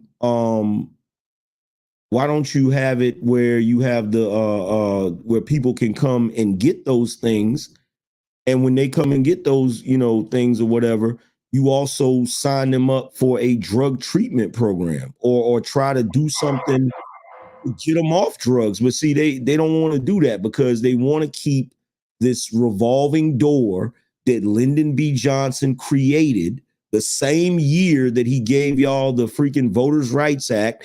He overhauled the criminal justice system so that it polices urban areas more heavily. So they keep this revolving door to where you're constantly going in and out of the damn system. Like, bro, I was in my 20s and shit, right? They had me going through that revolving door. And I can tell you right now, when you finally break free of that shit, it's like a breath of fresh air, because they keep you in that revolving door. Like, they keep you coming back to that shit over and over again, man. It's hard to break free of that shit. Well, how was you able to break free from it? What did you do, or what motivated you, or who came to your aid? What did you do? Well, see, it's exactly what she said. People are using drugs as a coping mechanism, but she's talking about the people that are using drugs. The people that are selling drugs are using it as a coping mechanism too, because the people that are economically impoverished, some of them are, dealing with it by getting high so they can ignore the problem.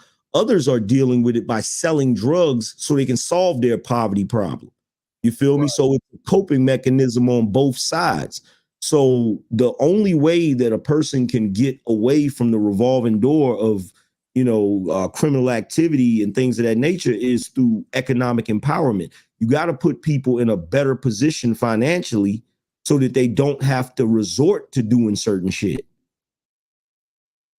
100% facts. Shout out to Javon Thompson for the $4.99. He said, "Can I get a wrench, Mr. Palmer?" It's already done. Shout out to my brother. Want to give a shout out to Mr. Goodbread for the $4.99. He says, running from New York City, child support. Just checked in to salute all the baby mama terrorists, bounty hunters. Salute. Appreciate you, my brother. Hey, I'm telling you, man. Good brother's that prophet. Y'all need to subscribe to him. Go ahead, bro. Yeah. And to everybody that, you know, because some people would be like, he didn't directly answer the question. How I escaped it is once I had better opportunity financially, I was able to escape it. So there has to be a promotion of skilled jobs. You know what I'm saying? We have to get away from this tradition in our society where we make people think that the only way you're going to have a good living is if you go to some fucking 4-year university and get a fucking job as a doctor or a lawyer. We need to get people back into the trades, and let them know you can make a very good living as a blue collar worker. You don't have to. You got to go to a 4-year university. You know what I'm saying? You get these people in these programs where they can be an electrician, a plumber, a freaking, you know, some sort of skilled laborer. Right, 100%. And that's the sad part about this unjust system. Back in the day, trade and entrepreneurship was taught as the American way. Yep. Now they teach you go to college, get you a degree, have a bunch of debt, and work for him. Shit, a degree you can't even use. I got a cousin that got a freaking degree from A&T University, and he was sitting there telling me about how his frat brothers, they was catching hell trying to find a job. They had engineering degrees. Right. My cousin did too. She had a master's. She went to University of Chicago long time ago, like in the 90s. She had a double master's degree, and one was a computer engineering.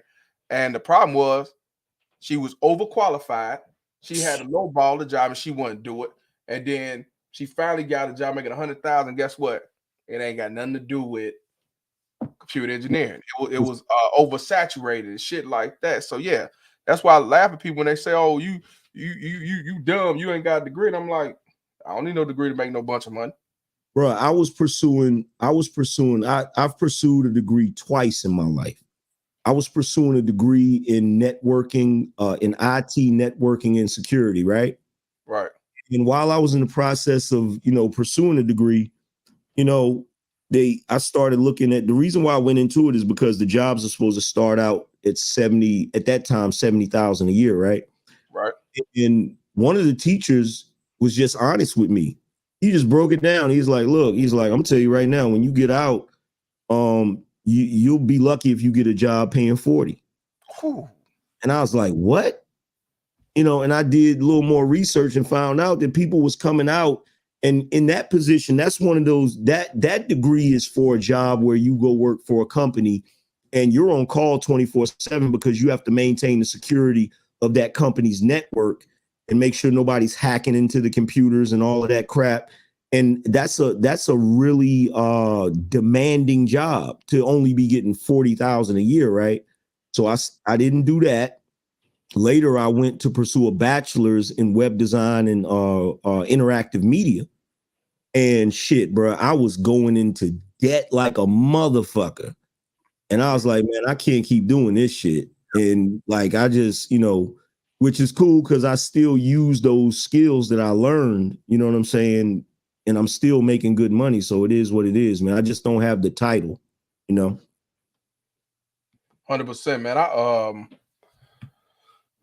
I had got my degree for business administration. Then I caught myself going to Columbia College in Chicago, and there that cost a lot of money. I had to fall back. You know what I mean? But this young lady said, "I'm a very educated Black woman, and it helped my life. But education can also be a racket, female-led household, and student loan debt keep Black women poor and Black folks as a permanent underclass." Yeah, you're right. And that, but that, wait a minute. I know. Go ahead. Let me put it back up. Hold on. Let me put it back up. Let me put it back up. Pull that shit back up. Now look. So to the brothers that's telling me that all of these chicks is raggedy. Look what she just said. Like all of them are not crazy. Some of them are waking up to this bullshit. Truth is what it is. No, really. So and on that note, by you saying that, when motherfuckers want to brag to my whole, I got a degree, you dumb and all that shit, I'm like, yeah, but how's your life? How much you owe? Because I'm telling you, I know doctors who got their license, they certified, and they telling me they owe $300,000 in college tuition. And they getting paid 250,000 start, which is good money. But if you got a $200,000 loan that you got to pay for 30, 40 years, come on, man. You know, that shit crazy. But and just like she said, that it could be a racket. And especially, and just like she said, especially if you're a female that lead the household. You can't make this shit up. You can't make this shit up. I'm glad you said that. Thank you.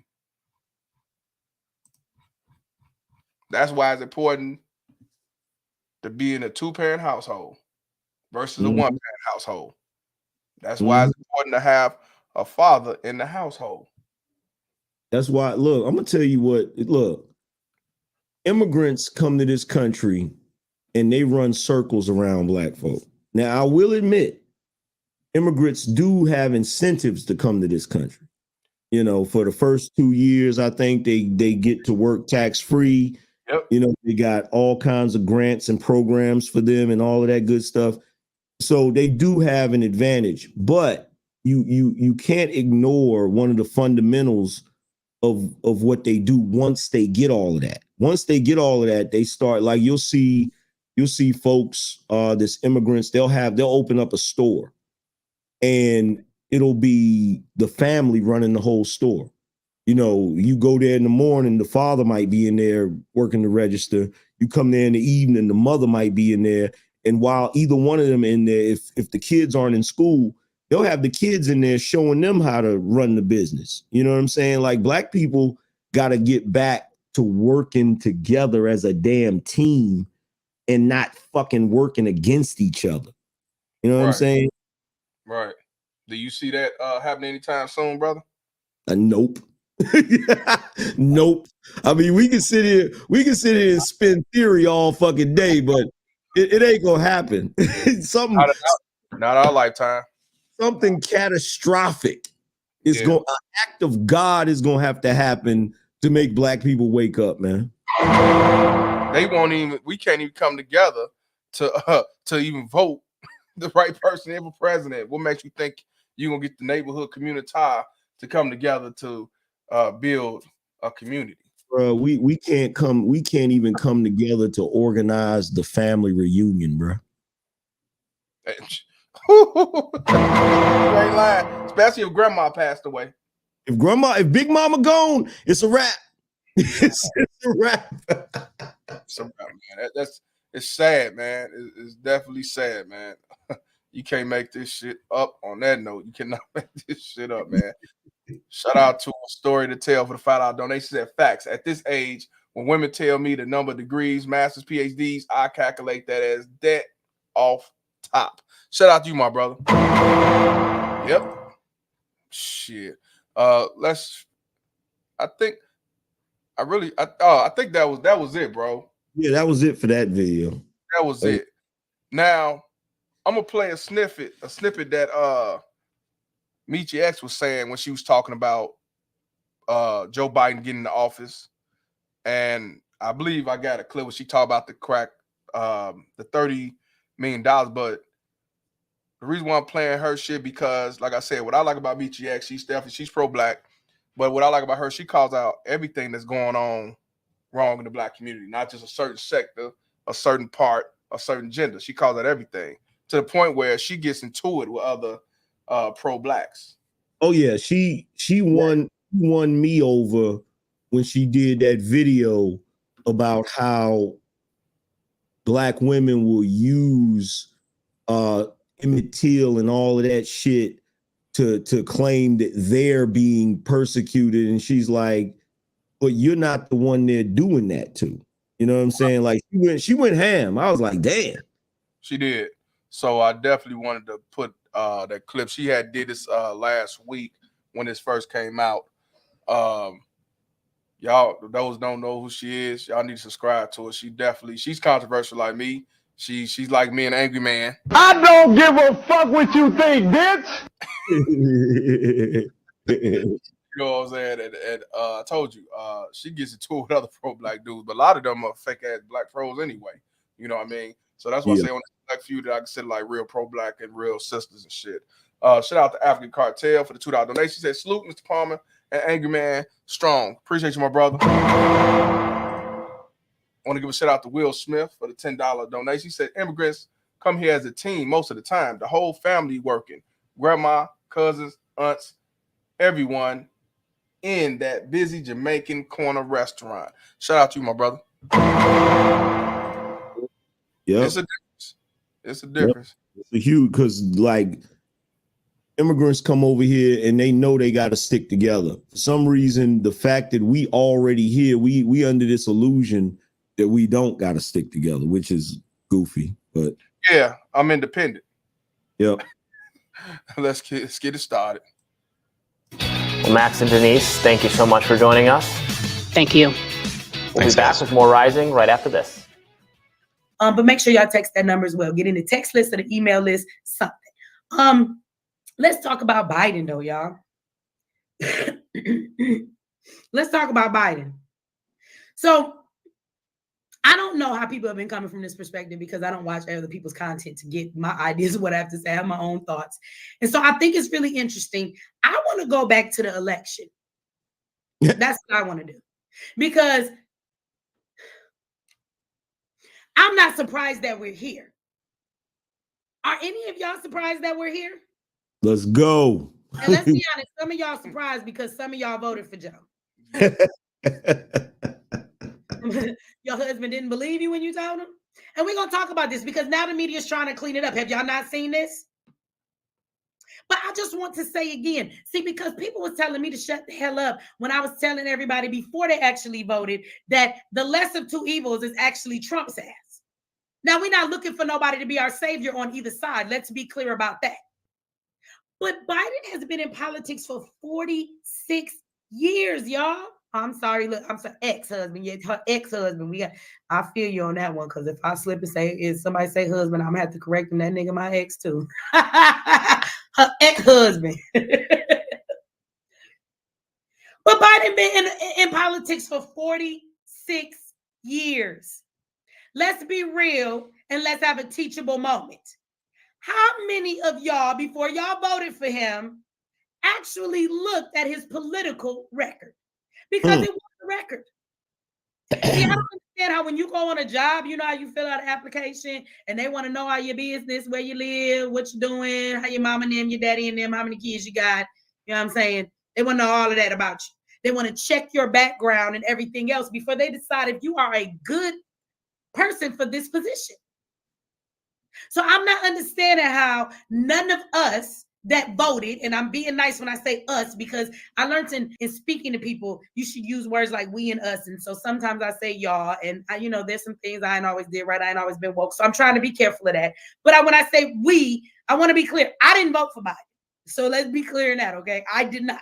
I got a bunch of backlash from y'all for telling y'all not to vote for him and just let Trump stay there, okay? Yeah. Let me ask you a question, bro. Did you vote for Trump? You said what? Did you vote for Trump when he was going up against Biden? Man, I voted Republican all the way down the damn ballot. Straight down the ballot. Did you get people talking shit to you because you voted for Trump? Cash shit. I had dudes here in this space that used to be cool and a motherfucking fan with me, cursing me the fuck out. I wasn't shit. For the whole year of 2020, I wasn't shit. People were telling me, man, don't tell nobody you vote for Trump. I said, what the fuck? I vote who I want to vote for. I voted for Trump. Voted for him the first time when he first ran, because I'd be damned if another Clinton get up in this motherfucker. Mm-hmm. Let alone Al Karen Clinton. Are you crazy? And when he said, and I'm beyond, when he said the realest shit. He said, black people, what do you got to lose? I said, you right. Fuck it. What do you got to lose? I'm like, man, then it changed to me. It changed the whole game.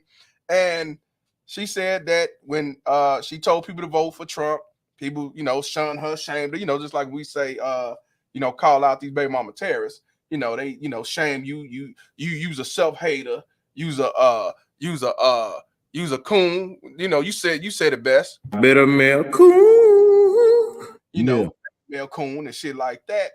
But like I said, this dude got a track record. This dude got a history, 46 years of history when it came to destroying the community. Yeah. The crime bill. Yeah. I did numerous shows about Joe Biden before the election. I even gave them an article that was written years ago where this one particular journalist detailed his entire career, going from statements that he made that were extremely racist, going from the people that he plagiarized, literally plagiarized their speeches word for word. He plagiarized John F. Kennedy.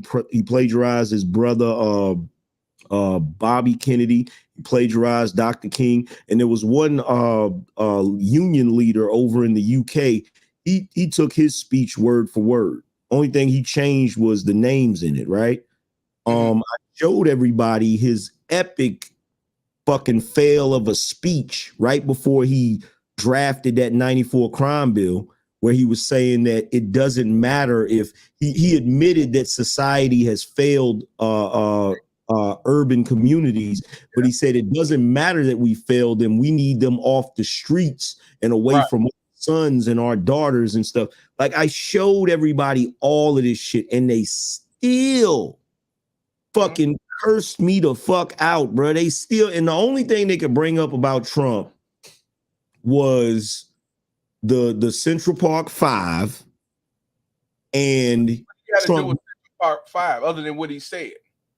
Supposedly that's supposed to be the proof that he's racist. The proof that he's racist is supposed to be the Central Park 5 and the fact that he wouldn't rent to black people. And I told everybody, I said, look, I got news for you. I don't want to rent to black people.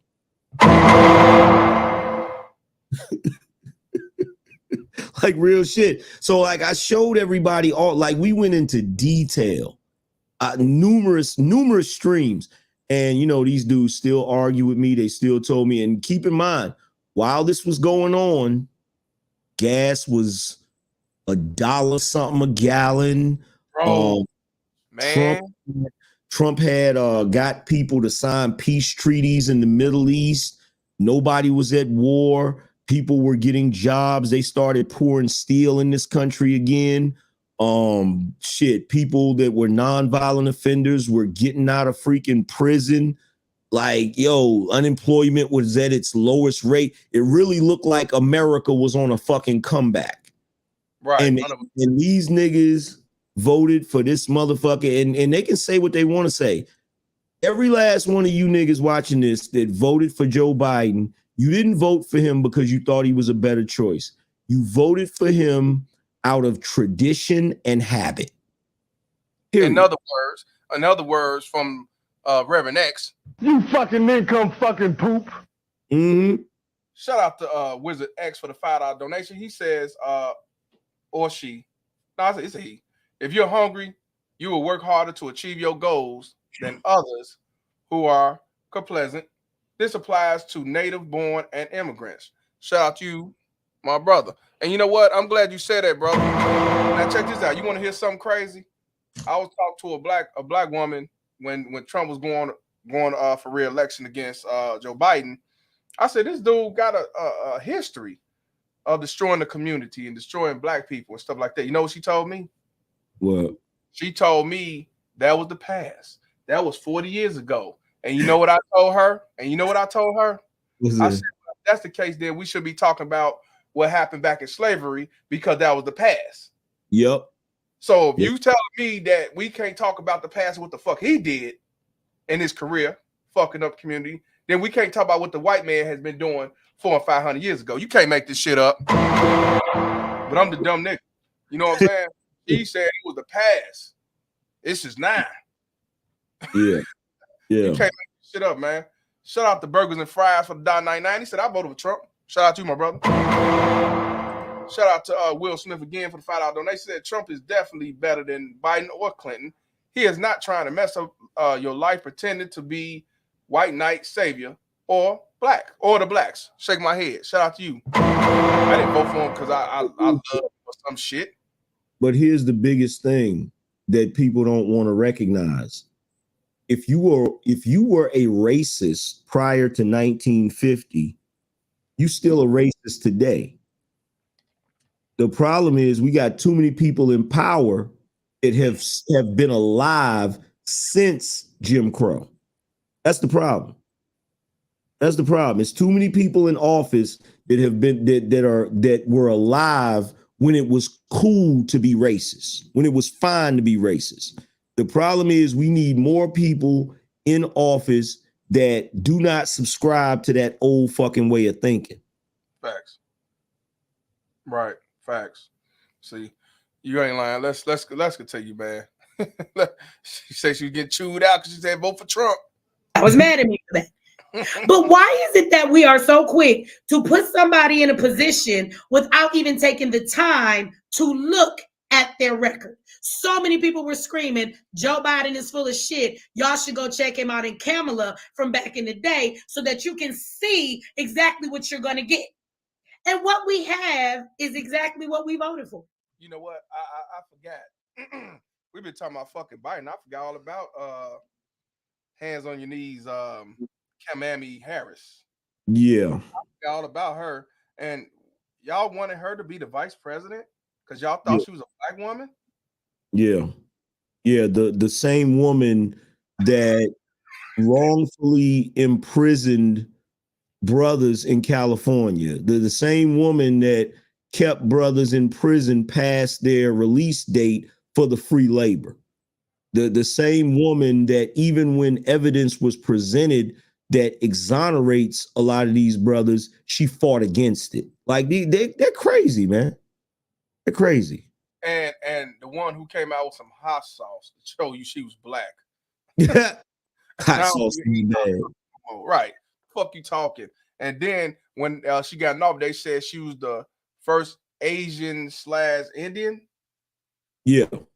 Asian, Indian, American, or some shit. They didn't mention black. She was hollering black and all that shit till she got in office. You see what I'm saying? And y'all wanted her. And then another thing is when she was in California, the ones that should have been released because they was found innocent. Nope. Stay your ass in there. Yep. Somebody that literally contributed to the rise in black male incarceration in her jurisdiction. And you know, and let us not even forget. Did we forget about what, Willie Brown? Willie Brown. Y'all know who Willie Brown is? Yes. We're talking about a woman who literally sucked her way to the highest office in the land. Like, come on, man. Yep. And on that note, that's how she got raised up into the field of politics. So she was doing a good job, wasn't she? Oh yeah, she was a damn brain surgeon. Yeah. So we got to give her props. Bitch, you doing a good job. Bitch, you doing a good job. Bitch, you doing a good job. Bitch, you doing a good job. Fuck that laundry. Fuck that dish. Take a break and shake that shit. Yeah. Good job. She was doing a good job. Good old job. Blow. Shout out to my man. My man Zip. 499. Everybody in my university wanted Biden in office because of student loan forgiveness. Now they complaining Sleepy Joe ain't doing what he promised. You can't make this shit up. You cannot make this shit up. Facts. Look, so every chick that be singing that bitch you doing a good job shit, I gotta quote the immortal words of the young entrepreneur Jody. Bitch, get in there and make the motherfucking tacos. Oh man, shout out to Zoe, man, for the $10 donation. He said, whenever people bring up Trump and the Central Park 5, I asked him, did he convict him? That's what I said. What did he do? He said his opinion. Do it make it right? Nope. But what they got to do with him being a racist? I got told they all racist. But you know what I told everybody? You know what I told everybody? And they ain't even want to think about this. I said, number one, Trump is the type of dude, he has so much pride that even if he does something wrong, he's not going to admit that he did something wrong. I said, however, later on, you know what I'm saying, looking at the situation after they were exonerated, you never know. He might have felt fucked up about that shit, which is why his ass was so willing to do the First Step Act that released dudes from prison. Right. So it's like, damn, yeah, it wasn't like he convicted them. It wasn't like he was the one that prosecuted those dudes. But after he got in office, he literally signed something that allowed brothers that was non-violent offenders to get out of prison. I mean, damn. You know what I'm saying? Right. And that's what I'm saying, bro. And this dude Biden has passed bills to keep you locked up. Yeah. Oh man, shout out to Zoe, man, again for the $10 donation. She said, whenever people bring up Trump and the Central Five, I asked them, did he convict them? Did he prosecute them?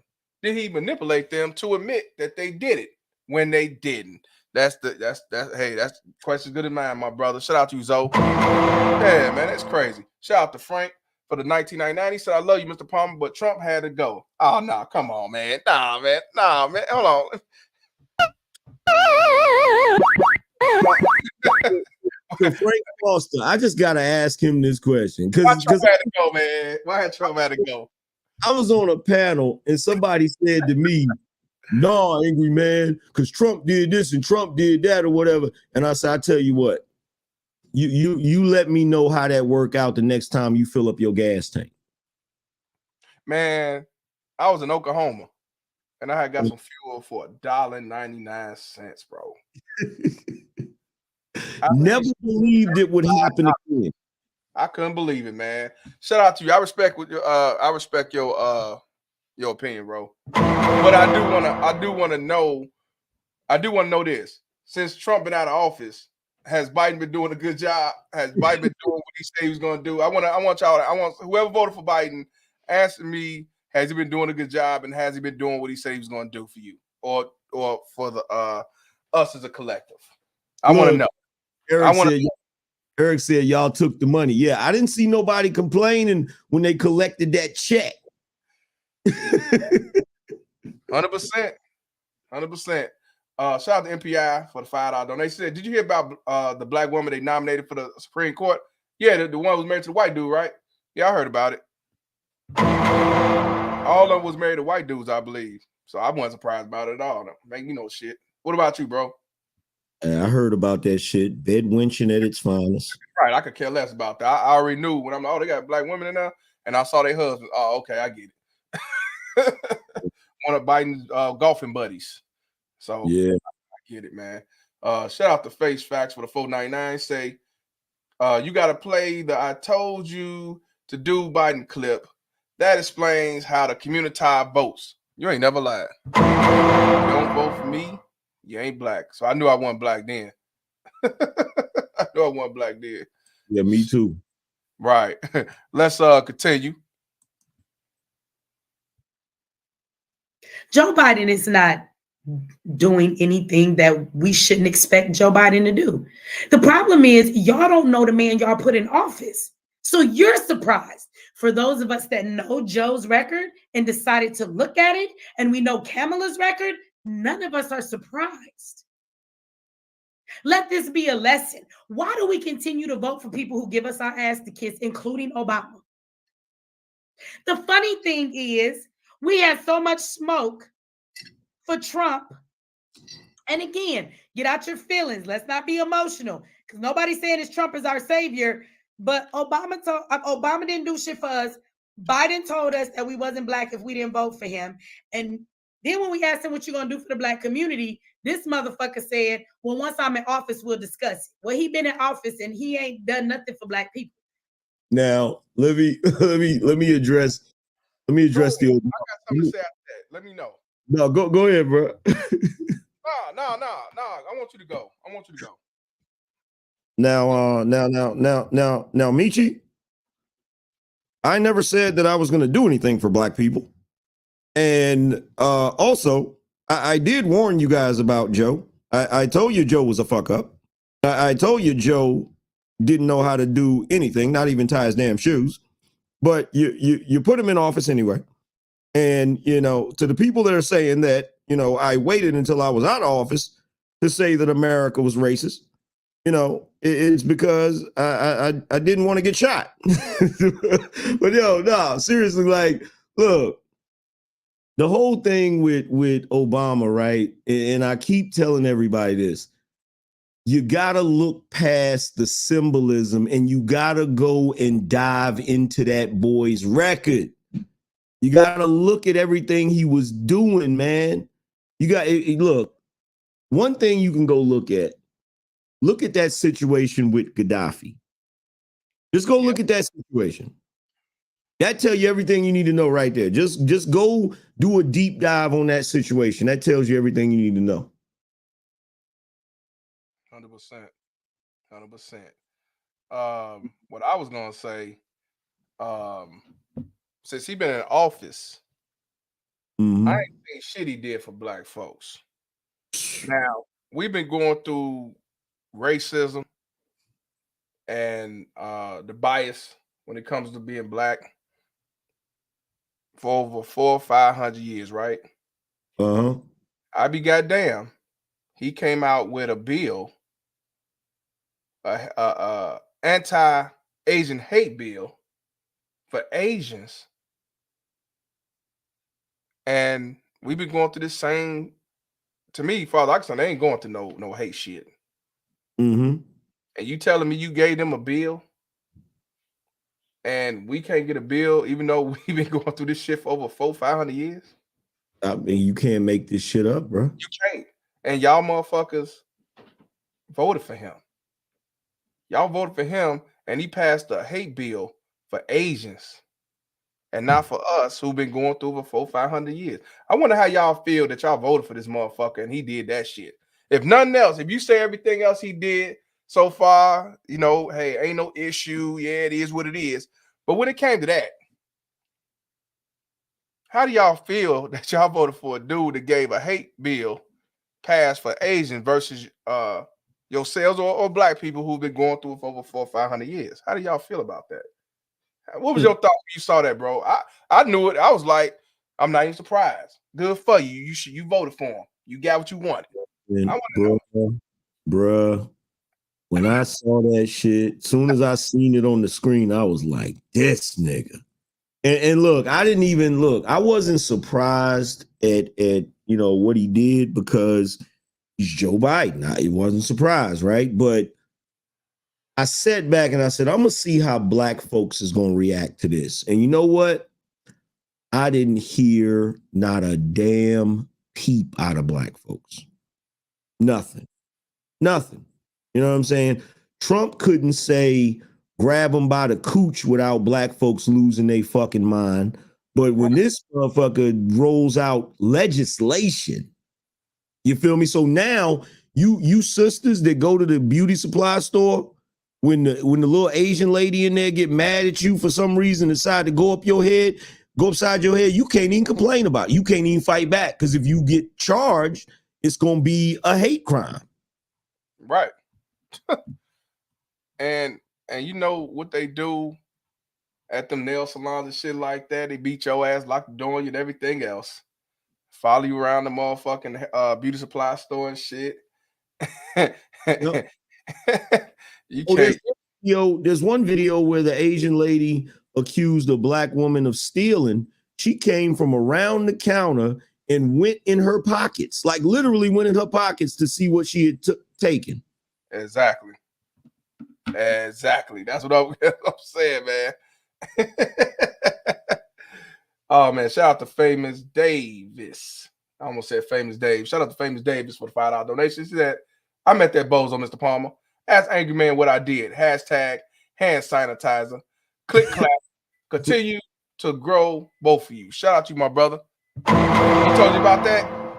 Yeah, he met him and shook his hand. He said right after he threw some hand sanitizer on. Damn.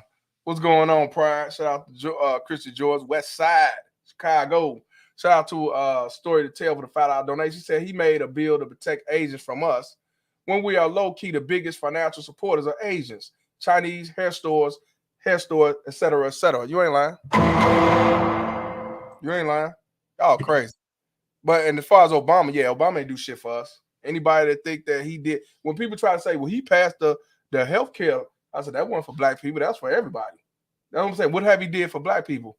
He created Obamacare. I'm like, and that shit was some bullshit. Exactly. You really look at it, that shit was some straight up bullshit, bro. Exact facts. That's what I'm saying. That's crazy. Shout out to Christian George for the 499. He said, much love, Bree. What's up, man? Shout out to you, Pride. OG. Appreciate you tuning in, man. West Side Chicago. Shout out to Chicago people up in here. Pride. Yes, sir. Shout out to MPI for the $5 donation. He says, it came out of that Asian hate crime so quickly. SN. I never had a problem shopping with the Asians. Side note. Shout out to you, my brother. I ain't never had an issue with them either, but I don't go to that shit like that. But, you know, whatever. Me neither. I didn't. I never had no, you know what? I'm going to keep it all the way funky. Now that I'm an adult, you know, not so much when I was younger in the 90s, but now that I'm an adult, I don't really have any problems out of anybody except niggas.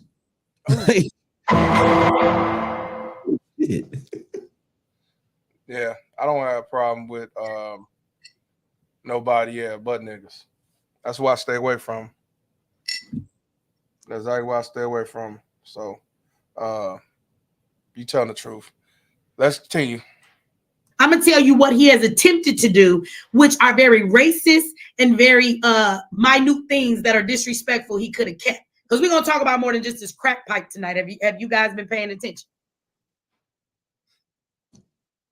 Trump came forward, and now this is not advocating in that sense, but I want you to see how much we're played on because we just won't go research for our damn selves. You don't get to be shocked now. The Biden that was elected is the Biden he's always been. Where have y'all been? Trump actually had a plan. Now, whether he was going to keep it or not, I don't know.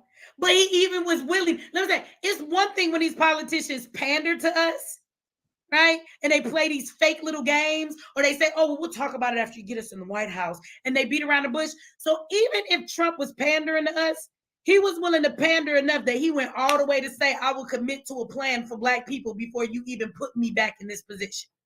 Yep. At the same time, Biden is telling you, if you don't vote for him, you ain't Black. That's his response to Black people. Kamala said, I'm not doing anything just for Black people. Now, funny you say that. She said about what Biden said. If you don't vote for me, you're not Black. And when I talked about that, you know what other Black people told me? He's telling the truth. He's right. If you don't vote for him, you ain't Black. I'm like, you can't make this shit up. If this would have been the 90s, him saying, if you don't vote for me, you ain't Black, that would have been political. That would have been politically disastrous. Not to mention the fact that he told the freaking Rust Belt that he was going to get rid of fracking. Like it's certain things you can never say as a politician. You know what I'm saying? Which is why his whole situation is in question. I'm not going to go into that, but there's a bunch of things that he said that has been politically disastrous for everybody else that came before him. And people keep forgetting, this is not the first time he ran for president. The only reason only reason that his ass even got in the fucking office is because Obama needed a old school politician, an old school white guy to balance out his ticket. But when he got in office with Obama, they kept his ass in the basement. You know what I'm saying? The only thing he did was freaking christen ships and give speeches at community centers. They didn't let that dude do no real shit.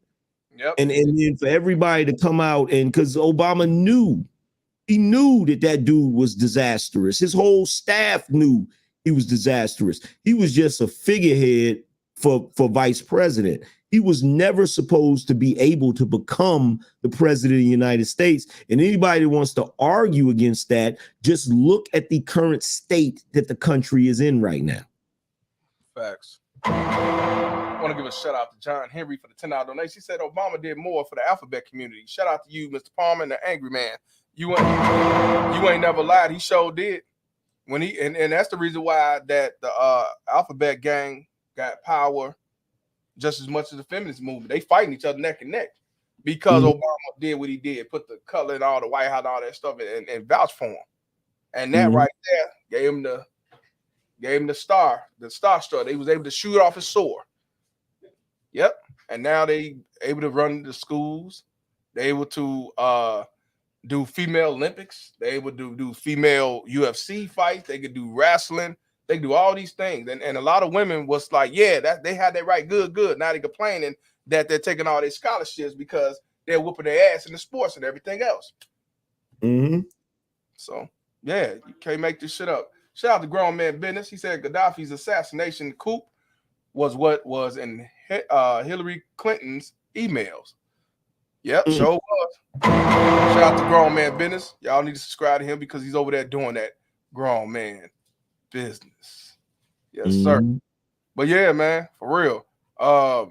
Let's continue. Because if we fix problems for Black people, it'll fix it for everybody. Do y'all not remember that? Breakfast Club, y'all don't remember none of them interviews. But you still voted for him anyway. You still did. I'm not understanding why. Why? So let's go back and talk about Biden. One of the biggest things that people might want to equate what you see today, the drug bill, the crime bill, right? 94. How many of you know that? That is actually the bill that directly put a lot of your Black family members in prison. 3 strikes, you're outlaw. Which I think is really crazy to me. Let's just talk about that for a moment when we talk about, again, check this out. Remember how I told you the plantation was the prisons as soon as the slaves were free, they used the plantation as the first prisons to send them back, and that the 13th Amendment says that slavery is legal for punishment of crime. And then here they come up with this 3 strikes life bill. So now you're making long life slaves. Now let's be clear that law stated that 3 strikes you're out, which means 3 felonies. How many of you understand that a felony can be something that is not violent?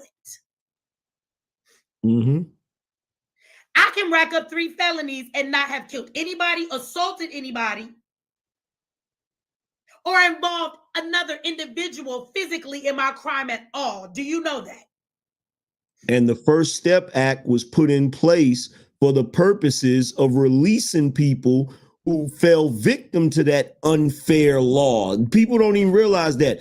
They were trying to, Tim Scott, and Tim Scott, who is a senator from South Carolina, I believe, he's the one that presented that to Donald Trump. Donald Trump signed it in order to begin the process of undoing that 94 crime bill, because every political scientist in America has already admitted that 94 crime bill was the reason for mass incarceration. We have less than 8% of the world's population, but we have 25% of its prisoners.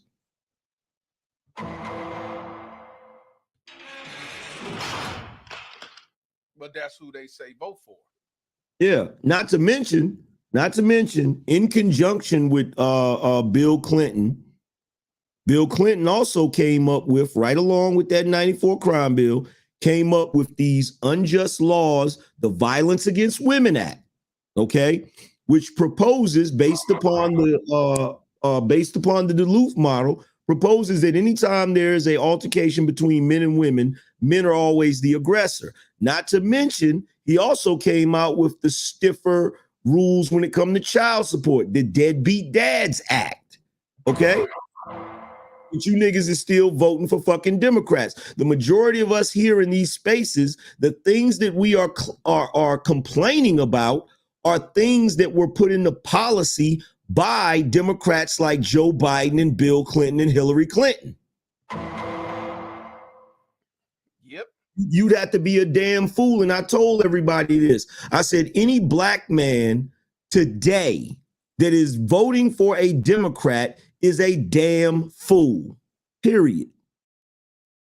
And on that note, I'm gonna let Denzel Washington speak on behalf of Malcolm X. You've been had. You've been took. You've been hoodwinked, bamboozled, led astray, run amok. I mean, and I also forgot the other little nugget. Don't forget, Joe Biden also headed the committee that was questioning the Supreme Court justice confirmations. He's the one that tried to run the smear campaign on Supreme Court Justice Clarence Thomas. And for those of you that don't know, Clarence Thomas was actually the deciding vote in a landmark Supreme Court case that would have taken away your Second Amendment rights. If it wasn't for Clarence Thomas being confirmed, which Biden almost put to a halt, you would already have lost your Second Amendment rights. Y'all don't know that, though. A lot of them don't know. A lot of them don't know. I want to give a shout out to my boy Said for the 777-777. He said, great nuggets, fellas. Just supporting my interests. Appreciate you, my brother, to the fullest. I want to give a shout out to XL Pro for the $5 cash app. He sent this yesterday, actually. And I didn't see it till today. He says, strong, innocent victims. Shout out to my brother. And also, I want to give a shout out to XL Pro for today. He sent the $5 cash app. He says, they love Master Biden and the Democrat plantation. Shout out to you, XL Pro. Appreciate you. Yep. Well, if you didn't know, you don't know, you was unaware. This is why it's important to do your due diligence, do your research. My dad always taught me, he said, learn to read so you can read the, what is that? Read to learn? No, learn to read so you can read to learn. And one thing I always did a lot of reading. And as time went on, watched documentaries, watched true story movies, biographies, and so on. That's how I learned about a lot of things, including this child support and history, politics. And I think one reason why, because I had older parents, and my dad was like, man, fuck all of them. When it came to religion, and he said Christianity is the worst faith on the planet, fake preachers, so on. He talked about Democrats. He talked about how a piece of shit family could be, and don't make exceptions because it's your family to screw you over. It's a lot of shit. My mom, she taught me about now it's surprising. My mama told me, she's don't you never depend on a woman to take care of you. Don't you never depend on a woman to take care of you. You always take care of yourself. You know what I mean? So, and by me having older parents, that's why I was able to do a lot of things. That's how I learned. I didn't learn that Christopher Columbus was a slave trader and a rapist and a queer and all that going to school. Yeah. I learned from my father telling me go to the library and start learning some shit because the shit they teach you in school ain't true. That's how I learned about Abe Lincoln and free the slave because that was the right thing to do. He did it. He didn't have nobody to roll with him. Yeah. He looked at black folks as not equal to white men as well. Yeah. You know what I'm saying? So it's a lot of shit. Go ahead, brother. But yeah, two things that black people, if black people to walk away from these two things, the whole black community would change in a generation. If they walked away from Christianity and the Democratic Party, shit would change. Because Christianity makes poverty a virtuous attribute. Yeah. Facts. Another thing, we stop having selective outrage as well, because we spend 1.7 trillion. Mm-hmm. Just black folks alone, 1.7 trillion. If y'all really want to boycott shit, if we stop spending money in our, at these certain stores that's like the Chinese stores and all this stuff, because they acting biased towards us, the Arab corner stores and all that shit, or even when it comes to these politics, I guarantee you they will change laws. Mm-hmm. But since they got selective outrage, they rather do a boycott to sign a petition to get rid of the Beyonce's mom's new documentary talking about strong black men. You can't make this shit up. Yep. They signed a petition to get rid of a documentary series on strong black men that's already out. But they have a petition to get rid of it, but it's already out. Yep. But I'm the dumb nigga off Cottage Grove. I told you. I just don't get the fake selective outrage. I just don't. You said Christianity, nah, fake pastors. Fake pastors are a problem, but Christianity also has its issues. I'm not saying that all of Christianity is bad. There are certain parts of the Bible that have a lot of gems in it, a lot of jewels that you can use in life. The only problem with Christianity is it proposes that being poor and impoverished is a virtuous attribute.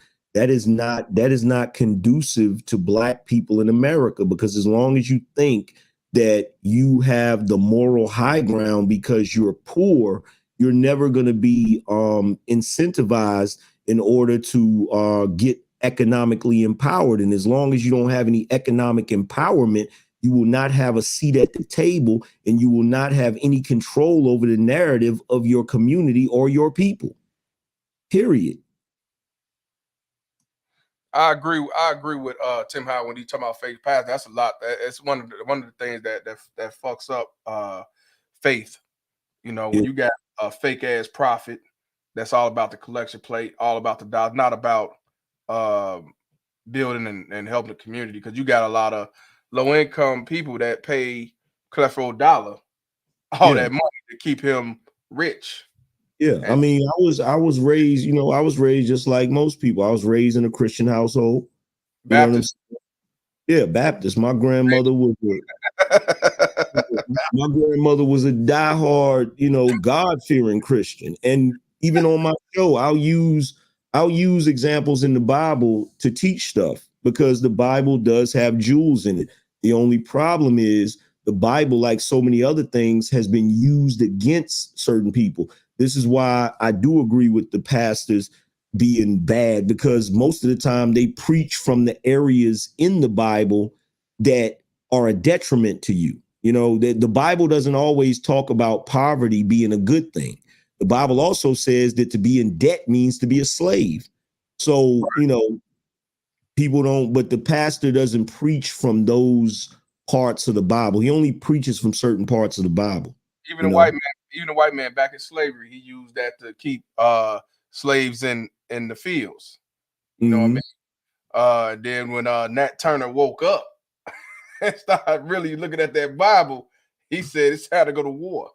Yeah. That's true, man. Let's continue, man. Yeah. Matter of fact, it was a week ago or 2 weeks ago, you was talking on from the Bible. You was preaching and shit. I think you going on fake ass, boule ass, the sweet dicks in the YouTube space. Yeah. Some Negro tried to say to me that I was a heathen. I said, "Oh, really? Okay." I said, let's go ahead and go into the word real quick. You know what I'm saying? Look, my thing is, that's one thing I don't do. If I talk about religion, I will talk about the good parts and the bad parts of it, but it doesn't mean I believe that people don't have a right to practice whatever religion they want to practice. You know what I'm saying? If you Muslim, Christian, Hindu, you know what I'm saying, Buddhist, it's what you want to do. Like, you know what I'm saying? But I'm not going to sit around and pretend like I don't see the bullshit. You know what I'm saying? So it is what it is. You feel me? Yeah, funny you say that because, like I said, like you said, I was my mom was God-fearing Christian. She was Baptist, and then in 2005, I converted to Islam, Sunni Islam, and as then later on, I started looking into Hebrew Israelites, getting knowledge and stuff like that. But I Yeah. realized when it comes down to all these faiths, I realized that all that shit has been restricted. Now And look, now look, I gotta address Jay Red real quick. He said, "Stop, angry man. Money is a part of being a good man in the Bible. Look at King David. Money is a part of living a good life, and that's true. In the Bible, it does say that. However, it also says in the Bible that a camel has a better chance of walking through the eye of a needle than a rich man does getting into heaven." I'm just saying, bro. I'm just saying that the Bible also says the love of money is the root of all evil, which a lot of people misinterpret and say the love of money is the root of all evil. So what I'm trying to say is that there are pastors and people who take things out of the Bible and they take them completely out of context. And what has happened is, as Black people, we have traditions that are Christian traditions, but they're misconceptions of the Bible that promote poverty. Okay, I'm not trying to shit on nobody's religion, bro. Don't think that. I still believe that there's some creator somewhere. I'm not an atheist, so don't come at me like that, bro. And that's me. I'm more spiritual. You know what I'm saying? It gotta be, it's a higher being, but Yeah, I'm not gotta gonna be 100% into even in Islam and all that, because I realize all of them got some type of what you just said. Basically said that it's misconstrued. It's a lot of that stuff has been rewritten. You see what I'm saying? A lot of this stuff ain't nothing 100% fact, not even in the books. It's been tampered. It's been tampered with. So I'd rather be. I'm more spiritual. Yeah. But let's be real.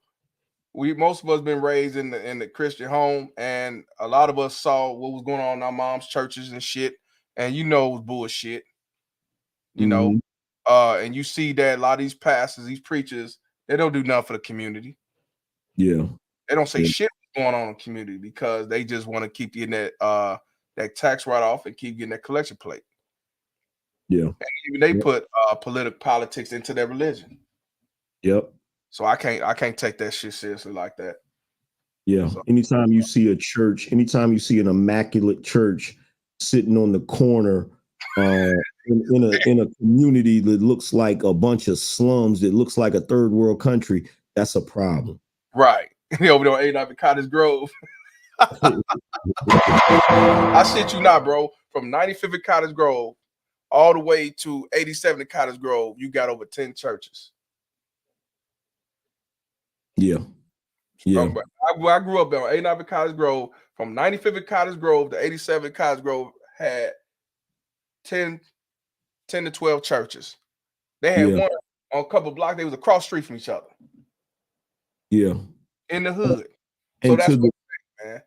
And to the brother that's saying, that King James Version hasn't been tampered with, it would behoove you to read a book titled Misquoting Jesus, where it talks about how back in the day you had scribes, because we just recently got the printing press. The way books were duplicated back in the day is they were written by hand. And the problem was that you had some people that would write and they would change certain things. And then you had some people that would change things not on purpose, but just by happenstance because they were illiterate, but they still needed a job. So they would pretend to be able to write. And basically what they were doing is they were just looking at the letters and trying to copy what they wrote. And sometimes they would, make mistakes and stuff. One of the biggest mistakes in the Christian Bible is the Virgin Mary. The word is supposed to be translated into young lady, but it's translated into virgin. And that's a huge mistake in that Bible. So, like I said, I'm not trying to shit on anybody's religion. You just got to look, trust me, bruh, I'm a dude that studied all of this when I was younger. I studied this when I was a Christian. I studied this when I joined the nation. So I'm not talking out my ass. Trust me. I'm not talking off. I hear you do your talk. You have a lot of knowledge when it comes to that. I don't when it comes to that. So I don't talk too much on that except what I know when it comes to the book of Christianity, but I don't know as much as you know. As far as doing, you be like, you know, all the parts of the different faiths. So I see you've been doing it for a long time. Because I wanted the truth. You know what I'm saying? I wanted the truth. I was listening to what the pastors were saying, and I said, you know what? I'm gonna read it myself and study it myself to see if what they're saying is right. And what I found is that a lot of pastors be ad-libbing, you know. So yeah, my dad read the Bible, and he used to make preachers look like shit, talking from the Bible. And that's what I realized. Another thing I realized, a lot of preachers just talking enough to make them look good and get their collection plate going. So I realized that too. Do me a favor, bro. Read what Wizard X saying for the $2 donation. Shout out to you, bro. Go ahead, bro. Your thoughts on Confucianism. Look at East Asia. Look, the thing about Confucius, you know, he has some points that I can say are pretty knowledgeable, but the problem with Confucius is that, you know, he contradicts himself a lot. So some of his talking points will get you in this sort of circular logic. You know what I'm saying? I'm not taking away from him or anything, but out of all of the great philosophers, you know, Confucius wouldn't be one of the ones I would name. I would lean more towards like Socrates or what's one of the other ones? I can't think. I'm having a brain fart for a second. But yeah, I mean, any knowledge is worth reading and comparing to other knowledge. That's how you gain wisdom. You know what I'm saying? But I don't believe in subscribing to just one school of thought, because that's what gets you closed-minded and gets you on zealotry. You know, you see that going on in these spaces right now with the whole concept of red pill. You know, right. They've become very closed-minded. You feel me? And that's why they just vote Democrat. Yeah. Shout out to you, my brother. Shout out to cool brother Phil for the $10 donation. Appreciate you also, my brother. You ain't never lied. Shout out to Grown Man Business. Boy, you a trip, man. Grown Man Business for the $4.99. He says my dad knocked out the neighborhood preacher out cold for flirting with my mama. Oh, damn. Damn.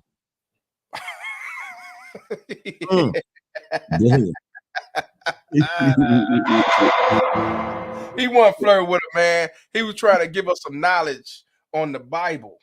He's trying to do some laying on of the hands. You know what I'm saying? That's how they do, bro. They be using religion to try to get women, man. Just like on here on YouTube. Do the same shit. They just ain't trying to, you know, they cake for these motherfuckers that don't deserve to be caked. Yeah. That's crazy. Shout out to you, Grown Man Business. Oh, damn. Shout out to Pastor. You will get Pastor for the $5 donation. Said most pastors never read the whole Bible. They study scriptures. Facts. Facts. Yep. And that's why they never most pastors will never preach from Revelations. Yeah, that's what exactly. Let's continue the rest of this shit off. Hell no. If I write a bad check and it's over a certain amount, and in that state they consider over that amount of felony, I now have a felony for writing bad checks. Yep. The crime bill funded the police department so that they would have more money and more resources because they were ready to lock even more people up, that disproportionately affected Black communities more than anybody else. I will remind you that when that came about, they took away so many family members. Do you want to really break it down and understand how the things they do to us? You want to know what's wrong with our generation of children today and why everybody is disrespectful and we don't have any elders and nobody looks at the community in that manner no more? Because you have a bunch of babies raising babies, thanks to Biden and his crime bill. Mm-hmm. You know what I mean? Let me explain it to you. And she's actually right. That's another reason why fathers wasn't in the homes. Yep. Yep, most definitely. So yeah, that's a fact also. Let's continue. See, back when the crack era was going on and they put this bill into place, right? What happened was everybody was running to the street using crack. Children were left to their own devices at home. Absolutely, it was Bill Clinton too, but see, Bill Clinton ain't still in the White House. We're not dealing with Bill Clinton anymore. And Bill Clinton brought his ass up there, or Hillary. Nobody is fucking with them. I don't understand why we was fucking with Biden. So when you have a generation of babies that are teenagers and there are no parents around because they've all been gone out to the streets to drugs, and if they're not out in the streets when it comes to drugs, right? When you're talking about them being in the streets, then you have a parent, father out in the street doing drugs, or mama is, and if there is one parent they're trying to hold it together, they working all goddamn day. Now the babies are left to their own devices. Kids coming up pregnant, like left and right in that era. I was one of those kids. I was 15 years old. Now, before we get to what she's gonna talk about her situation.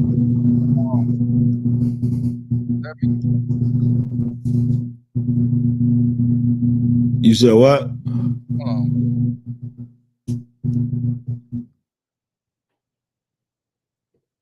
Yeah, I was hearing some noise and shit. That response for you, bro, from Wizard X. Shout out to you for the $5 donation. For you, bro. Read it. I said, my bad. I meant Confucianism used for the development of blacks like EA. I referred to the philosophy as a tool for growth compared to Christianity. You don't even have to step away from Christianity. Well, yeah, you do. Somebody said something in the chat room, which is true. The Bible was not originally meant to be just solely the book of Christianity. You don't even got to go into Confucianism. If you really want something that will help the black community, go into the Old Testament. That's all you got to do. If you go into the Old Testament and follow the rules in the Old Testament, look, that's what the I'm not going to say their names, but the people that belong to that particular tribe, that's the lowest percentage of people in this country, they come from the Torah in the Old Testament. So in a lot of the things they do in their life is based upon that. If you use the Old Testament, you could turn black people around like that. Like real shit. Yes, sir. Shout out to you, Wizard X. Appreciate you. Daniel Taylor said, wait, has Islam been tampered too? Father, I'm concerned all of them has been tampered. Farrakhan even spoke to that and said that that has been tampered with as well. And also Dr. Khalid Muhammad even said as well. So I believe all of them has been tampered in some type of way. What do you think, Angry Man? Was it we've been around long enough for, like, men in power know that one of the easiest tools to control people is religion. Facts. Which is why Christianity has a lot of pagan rituals in it that never came from the Bible. So yeah, a lot of it's been tampered with. Right. I agree to the fullest. And yeah, a lot of stuff they talk is paganism. Even out here in our society, they teach paganism, Christmas, all this shit. Jesus was born on 25th of December. Now he was born in the spring. Yeah. Wasn't cold and went out here. So that's why, yeah, a lot of this stuff is paganism. But that's a whole nother topic. She's going to talk about her situation. She ended up having her son at 15 years old, and it was part of in the 90s, crack era or whatever. Let's check it out.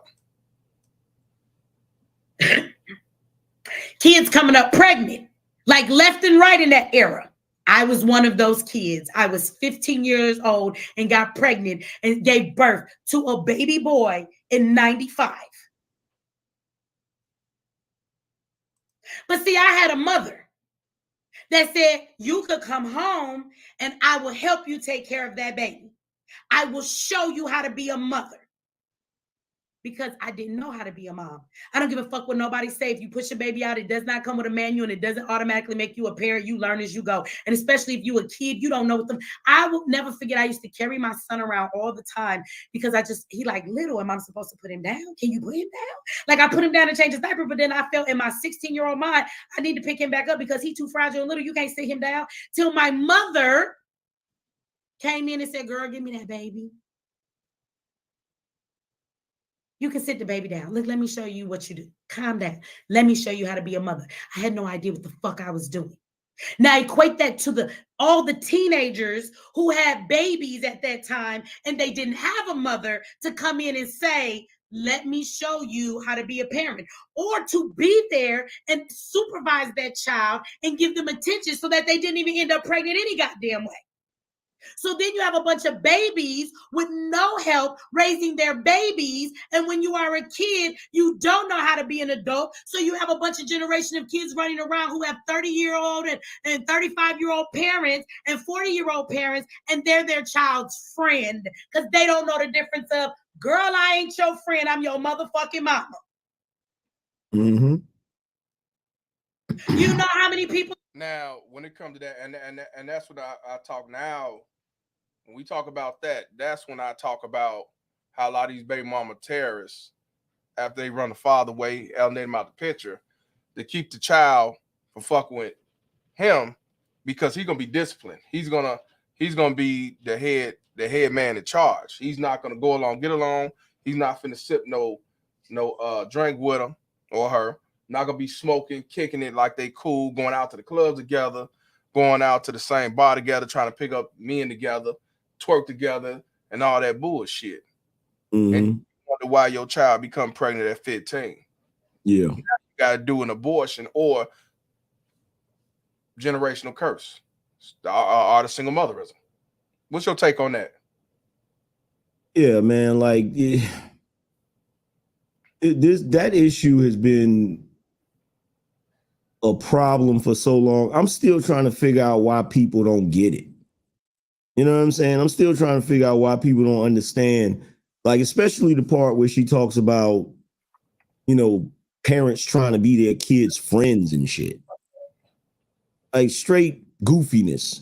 You know what I'm saying? Like there's stuff that I did when I was younger that I see my kids doing now that they're a little bit older. I got a son that's 18 now. And, you know, I know he sneaks off and puffs his little trees and shit.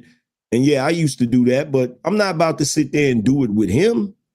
Right. You know what I'm saying? Even if I still did it, I'm not going to do it with him because there's supposed to be a separation between the parent and the child, because if you don't have that separation, you can't discipline them properly, because they're going to look at it like if it's cool for you to do it, then I should be able to do it too. Like I've had this conversation with my sons, like where they'll say, well, what about when you did this? Or what about when you did? And I hit them with the classic, do as I say, not as I do. Yeah, exactly. And you know what's sad about that though? What's you that? tell them like that, but then when they go home to their mama, boy, don't listen with the fuck you talking about shit. Let's light up one right now. Yeah. Yeah. Cool as hell. I don't even want to go over daddy's house next week. Fuck that. Fuck him. Shit. Yep. I ain't gotta hear his mouth. Yep. Out of here, man. Drinking and fucking partying and shit. You know what I'm saying? Look, my son got into it with his mother one time, right? Yeah. You know, she gonna hit me up talking about she thought I didn't know the whole story. I knew the whole story. She was in the damn house with some of her friends drinking and shit and, you know, cutting up or whatever. And then they got into it. And she gonna hit me up talking about he's so disrespectful. I said, well, number one, why is you drinking and shit and doing all of that shit around him any damn way? You know what I'm saying? What? So many baby mama terrorists that let their kids that's like 6, 7, 8 years old stay up all night, not have a curfew. Yep. When I was coming up, man, at 8:30, I had to go to bed. Yeah. And if they had a party, I had to go to bed earlier than that because I wasn't allowed to be around them. Yeah. You know what I'm saying?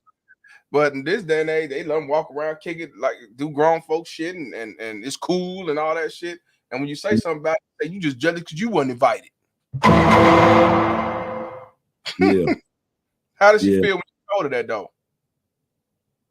She got mad. You know what she did. Yeah. I'm grown. I can do what I want to do. And like shit. And then, you know, I had to hit her with the look. I don't know who told you that shit. Doing what you want to do. Doing what you want to do is for babies. When you're grown, you can't do what you want to do. You got to do what you supposed to do. Right. You know what I'm saying? But you know, you can't tell them nothing. She wouldn't listen. She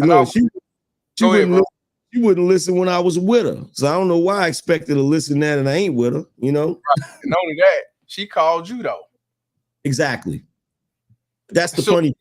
Right. That's the funny shit. Whenever, you know, I ain't shit. But whenever the shit hit the fan, then I get the phone call. Bruh, one day I was sitting there, chilling or whatever one morning, and my fucking phone rung, right? Now keep in mind, my two oldest are with me. The only one that I got left is with her is my youngest, right? And he's like 16, right? So whenever he needs something, he'll just call me from his phone, you know, and because I pay the phone bill. I pay his phone bill, right? So you know, the phone rung and I looked and it was her number. Man, I ain't even answer that shit. I said, if he wants something from me, he'll call me. You feel what I'm saying? Why you calling me? Exactly, man. I know when you told her that shit though, she was like, "Better milk."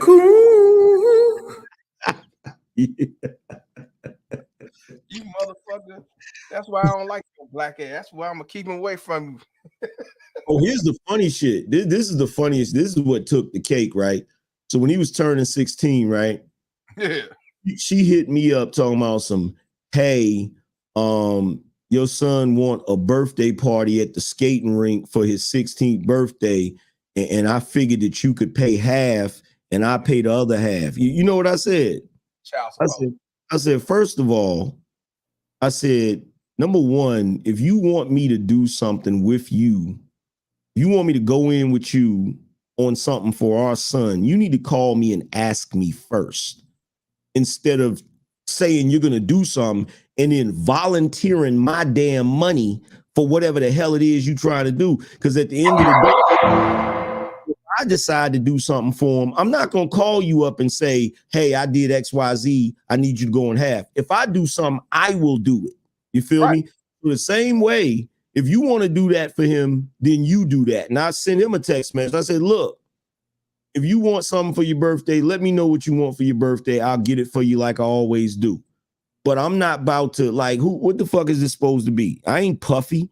You know what I'm saying? Y'all want to rent out fucking skating rinks and shit and all of this. And you know, it really pisses me off because she comes from a group of people that look for any fucking excuse to throw a party. And I'm like, what the fuck are y'all celebrating? You know what I'm saying? Like, where I come from, you don't celebrate when you broke. You know, you celebrate when you got some fucking money, you know? But anyway. Yeah, you right. Crazy, shout out bro. to Chopping Up TV for the 99 cent. Appreciate you, my brother. You ain't never lied, bro. Now, all of a sudden, that's because they want you to spend your money. It ain't about them spending, it's about you spending your money. But then when you tell them, hell no, child support or Walmart's always hiring, then they say, oh, you a deadbeat, you don't want to be a father, whatever, motherfucker. Pay your own shit. I ain't know nothing about it. And then they put you in the shit. They don't ask you, hey, what you think about us going half on doing this because son want to do XYZ? Nah, she say, hey, I already booked this. I'm gonna need half, and we're gonna do XYZ. Like she run the show. Yeah, because like I can't do that with her. I can't be like, hey, I decided to buy my freaking son a $300 scooter. I need $150 from you. I couldn't even fix my mouth to say no dumb shit like that. You know what I'm saying? Yep. Like I don't know what the fuck she got going on up there, what type of bill she got to pay or whatever. So I'm like, nah, man, fuck all of that goofy ass shit. Yep. And then when you tell them, nah, I ain't with all that, you ain't come talk to me first, like you're supposed to. They come with that victim card again. You know how that go, y'all? How it go? How dare you do this to me? That's how that come up, man.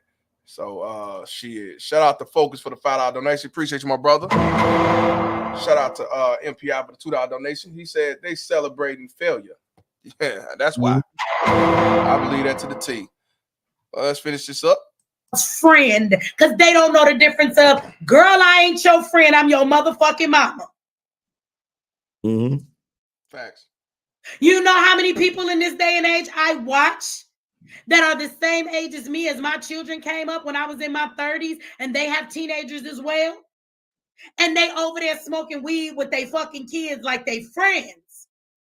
You have babies raising babies. That was a product of the 94 crime bill, as well as the crack epidemic that they fucking brought into this country.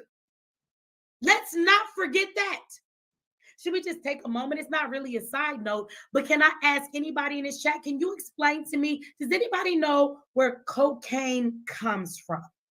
Let's just think about that for one moment.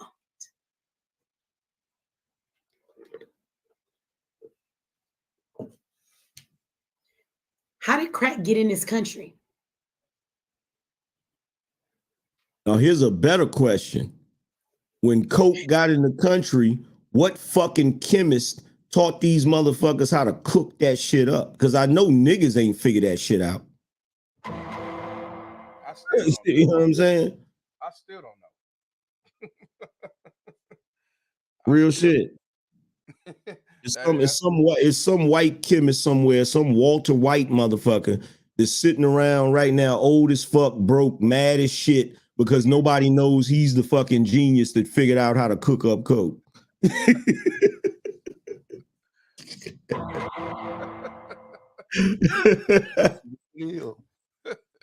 True what it is, man. Then it's flooded into the Black communities. Then because it brings up more crime, because what it brings up is addiction and even more poverty, because you have taken the parents from the home. They're no longer two-parent homes. People are stressing. So now there's more poverty going on, more children to their own disposal with not supervision, and a bunch of people running around here with drug addictions. Of course, crime is going to go up. How many of you pay attention when I tell you that the government will create the problem so they can implement the solution, but the solution was the goal the whole time? I'm going to say that again. The government will create a problem to offer you the solution when the solution was the goal all the fuck along. But they conditioned you and they slowly pushed you into the thing, and they found something to make you feel that is the delusion and the illusion, right, of freedom in this country. They do it in a way that they make you feel like we didn't just throw this in your face. See, there was a problem here and we had to fix it. So we're just fixing the problem. So you can't see it as racism. If this never existed, we wouldn't even be doing this. It's not about racism, but you actually created the problem. That's what you got to understand. They create the problems because the fixing of it is their goal. They make everybody sick so they can say, oh, we got to figure out how not to have so many diseases in this motherfucker. But the goal is really to fix the diseases, because they give you the cure and they give you the treatment and never the cure. So they can fill the pockets of the biggest drug dealers in this country, the pharmaceutical companies. Talk to him, Michi. I like Michi. I rocks with Michi. Yeah, I ain't never lied. So that's what I'm saying, man. They create these fucking solutions by creating these problems. They make this shit up. Even with this COVID shit. You know what I'm saying? We don't get too far on that shit. You know, they flagged on COVID. You don't talk about vax and shit. But that right there was set up and planned, just like everything else was. You know what I'm saying? Just like this $30 million this bill he want to pass for crack pipes and all that shit, needles and condoms and shit. Yeah, that they want a solution to continue this problem. It's all about money. It's all about control. It's all about power. Because if you fix these people up, you rehabilitate these people, they start being workers and own their own businesses and shit like that, then that's not going to be a benefit for the elite, which I call government daddy. Yep. Yeah, see that, then they won't be able to set a man up for slavery. You know what I mean? So Just like in Chicago. I don't know how it was when you was in Virginia, but in Chicago, they had a bunch of state facilities for people with mental illness. But in the 90s, they got rid of all that shit, talking about they had no budget for it. So now you got people with mental illness going to the hospital and going to jail, and it's not a place to help these people. They don't know what to do with them. They put them in some little home and shit, and they're not getting no help. They getting drugged up or they locked up, and they not getting no type of help to self-improvement. So, and they did it to my day. They have no money in the budget, but they have money for all the fuck shit. So they did that in Illinois back in the 90s.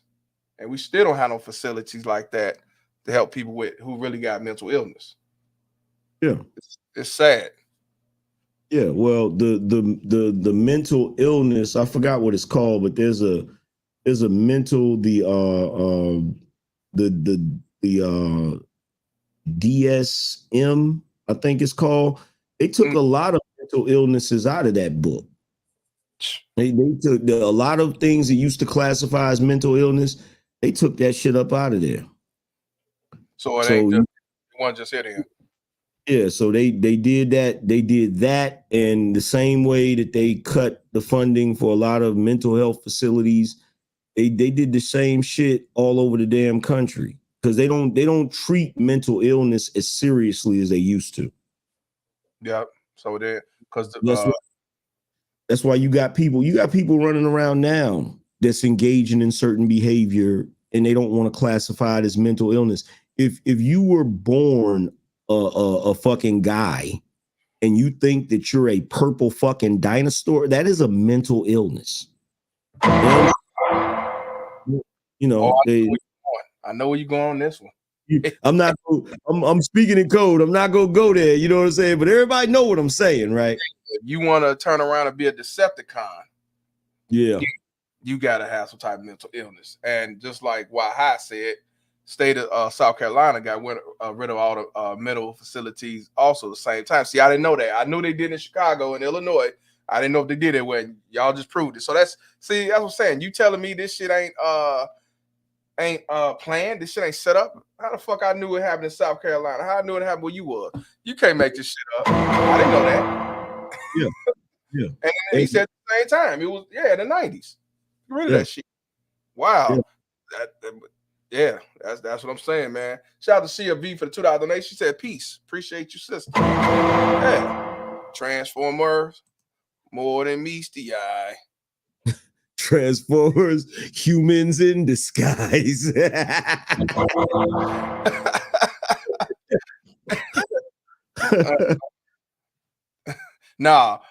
Transformer, more to tell some lies. I'm a female. So they give us crack. They tear down our communities more, and then they go to make this goddamn bill that creates these 3 strikes you out, lifelong slaves that you can snatch up. And according to the 13th Amendment, slavery is legal for punishment of crime. If we give you 3 strikes and you out, we got a nigga working for us for at least 20 years. And let me tell y'all something. After 20 years of being on the plantation, you are so conditioned, because we ain't even got to talk about the condition of being a prisoner, especially when they put your babies in there. But that's a whole nother conversation. At the time that their mind is being moldable, take a motherfucker and put them in prison for 20 years after they went in there when they was young and don't understand society or how to socialize. You can't let them out in 20 years and think they'll be functional. You know what the fuck they gonna do? What y'all think they gonna do? They gonna come right the fuck back. That's it right there, brother. Yep. Hey, look at this brother said. DCFSB says Transformers. Surprise between the thighs. You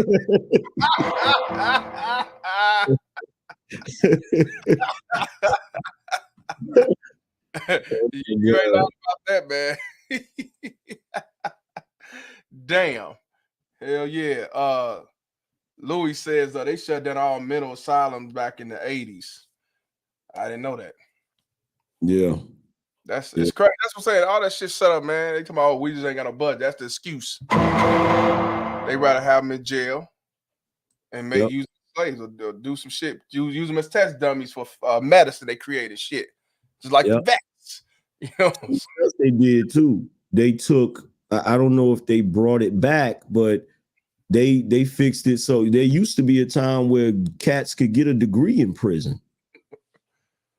Wait, say that again, bro. There used to be a time where guys could get a degree in prison. Yeah, they did. Yeah, I know a couple brothers that got degrees leaving out of there. Mm-hmm. Yeah, they took all that out, right? They did take that out, right? I think so. I think they took all that shit out of there too. And they got it. They also have it. Some jails where if you married, you can't have sex with your wife. Yeah, you can't have that either. Yeah, Ronald Reagan did it. Oh, Reagan did it. Mm-hmm. He the one who passed that law about the no-fault divorce, right? I think, yeah, he passed that shit. And the reason why he passed that shit was because you had the free love movement, you had all of them fucking hippies, and what he was trying to do, he was trying to give women an incentive to get married. So it's like, if you want to get married, you know what I'm saying, we'll fix it so that you're not stuck in the marriage. That was the incentive to get Americans back on track. And you know, there's even rumors. I don't know how true it is. I haven't been able to prove it, but there's even rumors that he was giving anybody, any white people that were willing to have a family and do the regular nuclear family thing and be conservative. There's even rumors that he was giving them a financial stipend. Oh, really? I ain't know nothing about that. Yeah, I don't know how true it is. It's one of them rumors that you can't prove, kind of like Lyndon B. Johnson saying that he was going to get niggas to vote Democrat for the next 300 years. But even if you can't prove it, you see a significant growth in white families is financially in the 80s. You see them go shoot up, you know what I'm saying? And for most people, whenever I bring up that, you know, that rumor, they say, well, they wouldn't do that. And I'm like, shit, they give you niggas food stamps. Right. You know what I'm saying? Right. My man Favorite Davis said Transformers. The truth is in the lie. You ain't never Transformers. Y'all gonna be doing all them shit, man. Oh man. Hey, one thing they said he did, they say that's one thing he regret doing. That's what they say. What's that? The no-fault divorce? Yeah, they say Ronald Reagan regretted that out of everything he did. I'm pretty sure he did. He fucked up the structure. The structure that had America working. He fucked it up when he did that. That's another thing I liked about Trump. He was definitely about masculinity. Yeah. You know, he definitely was against feminism. Yeah. They hated his. That's why they wanted him out, because he wasn't going with that Me Too ass shit. He wasn't. And that's the reason why, look, let's be honest. Whichever direction the women go in our culture, everybody has to follow. Right. So anytime they want to push an agenda, all they do is they hit women with the, oh, we got to put a stop to the big bad patriarchy. We can't have men in charge of shit, you know? Right. And then black women go running. And the funny thing about it is, to the black women that's watching, whenever y'all do that, you always end up getting the shit end of the stick, because other groups of people, their men still have money and power and fucking influence. Not only that, it's not even for you at all. You just getting the short end of the stick because it's for the white woman. Mm-hmm. Yeah. You know, child support, welfare, all that shit was for them, not you. Yeah. They don't realize that. Yeah, they be running around here thinking they the only ones getting it, talking about they care about us because they giving up. Like, no. And there used to be a time where the only way you could get welfare is if you were a woman that was married and your husband abandoned you. Yep, that's same with child support. You couldn't, if you was an unwedded woman that had a kid, you weren't getting no child support. Mm-mm. Nope. Get none of the shit. See? I'm not being ignorant. Ignorant, you got that sound clip? Oh, I went on and took that shit, nigga. I'm not being ignorant. Yeah, I went on and took that shit because these motherfuckers act so ignorant. Those are the ones who voted for Joe Biden. I tell you something else that's slipping through the cracks, right? We got a lot of functioning you-know-what's running around here, and nobody wants to recognize that shit. Like, that girl is slow. Oh, hell yeah. That girl is slow than a motherfucker, bro. I swear, I know look, if she didn't ride the short bus in school, goddamn it, the school system is failing, bro. Like real shit.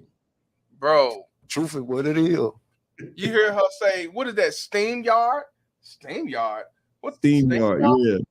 I'm like, wow, you motherfucker. And don't say that nigga said it just like that. Nah, you said it how you saw it. Steam yard.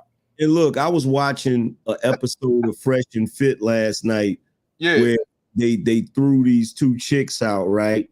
And one of the chicks stood up like, why she gotta go? Just because she disagree with you? Why she gotta go? Oh, y'all think y'all something because y'all fab and fit. I said, fab and fit?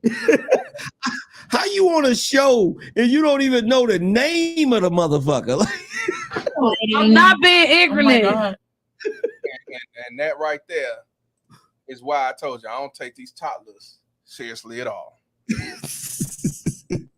I don't, man.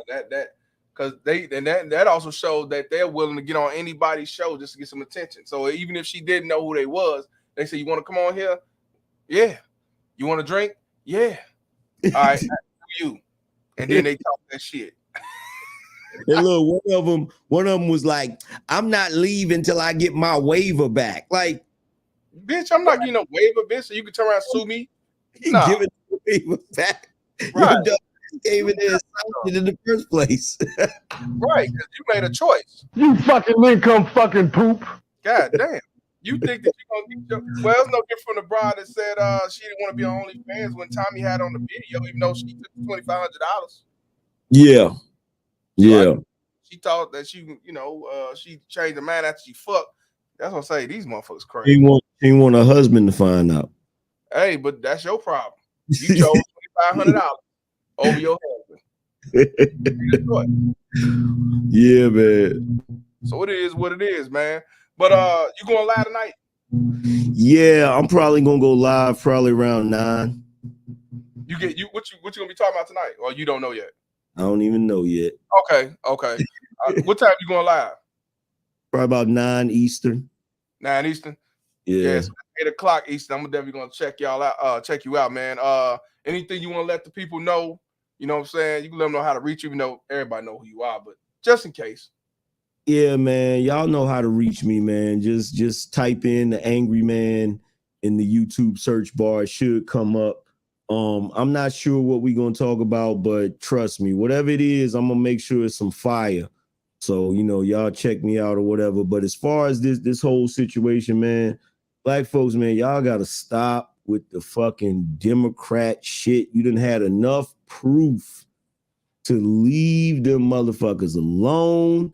Stop fucking voting for them. Look, y'all got to get out of y'all's pride. Just admit you wrong and take the L and don't do the shit no more. Like, for real. Exactly. I'm sure we all took L's. I took an L. I'm sure Angry Man took L's. I took L, took more than one L. And I had to learn from it and move around and never let it happen again. Do you think that Biden will be reelected? No. You don't think so? No.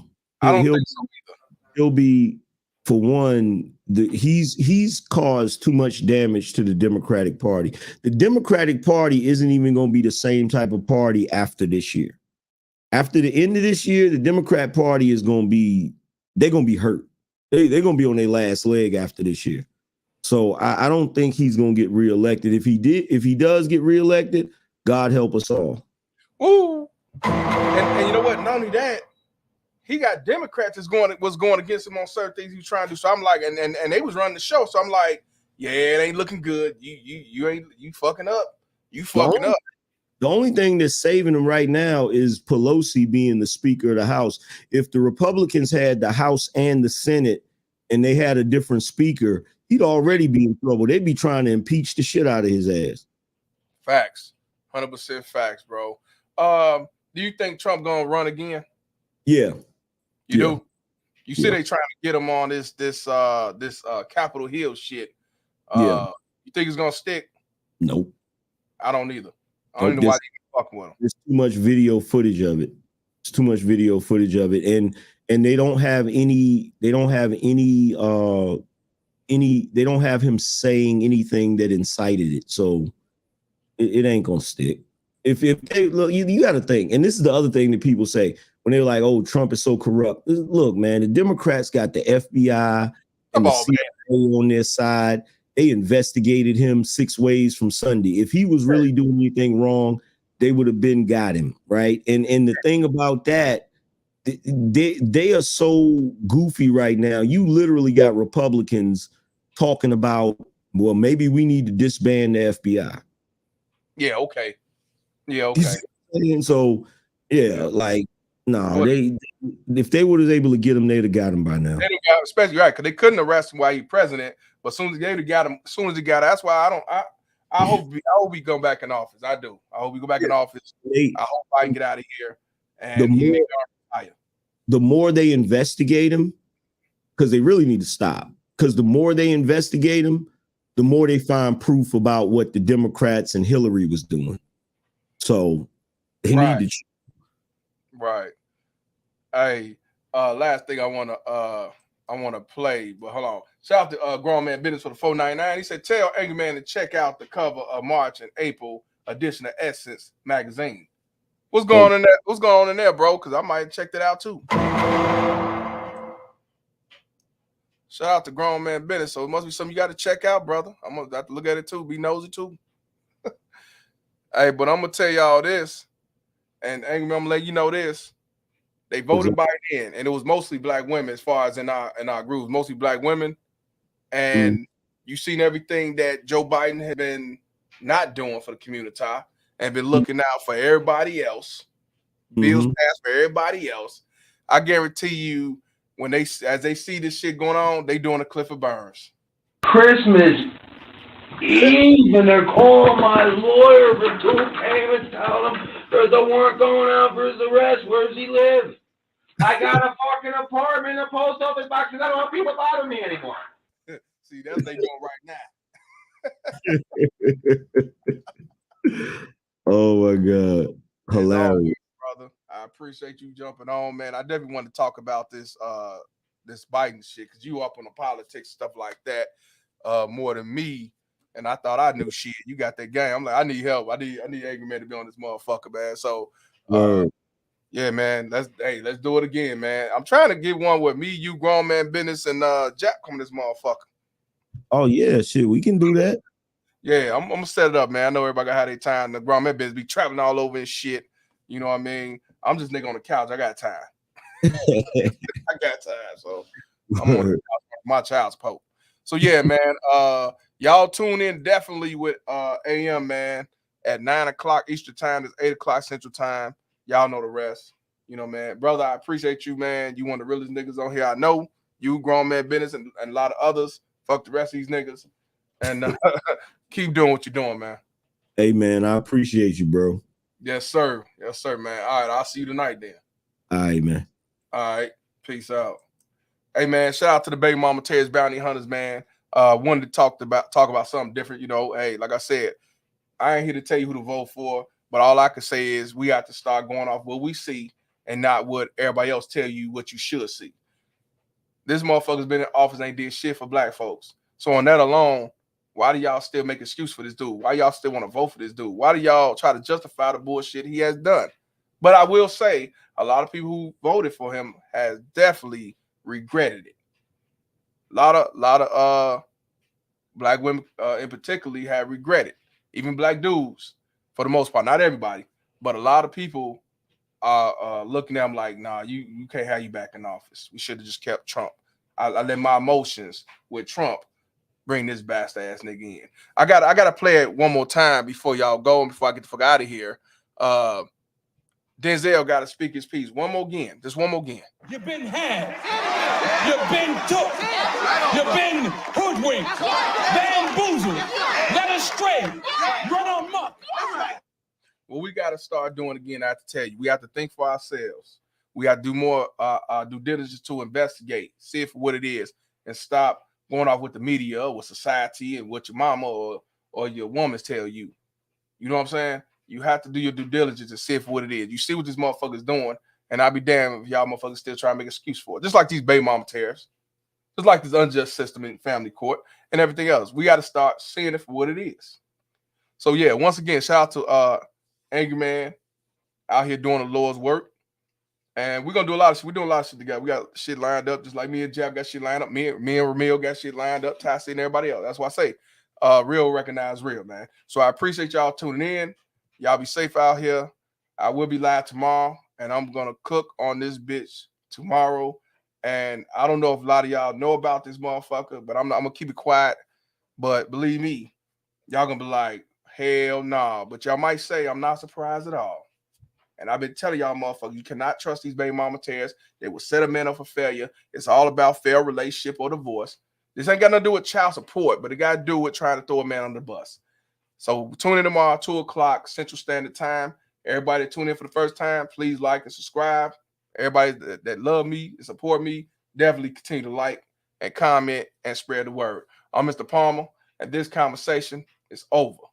Fuck Joe Biden. Peace. Shut your goddamn ass up. Damn straight.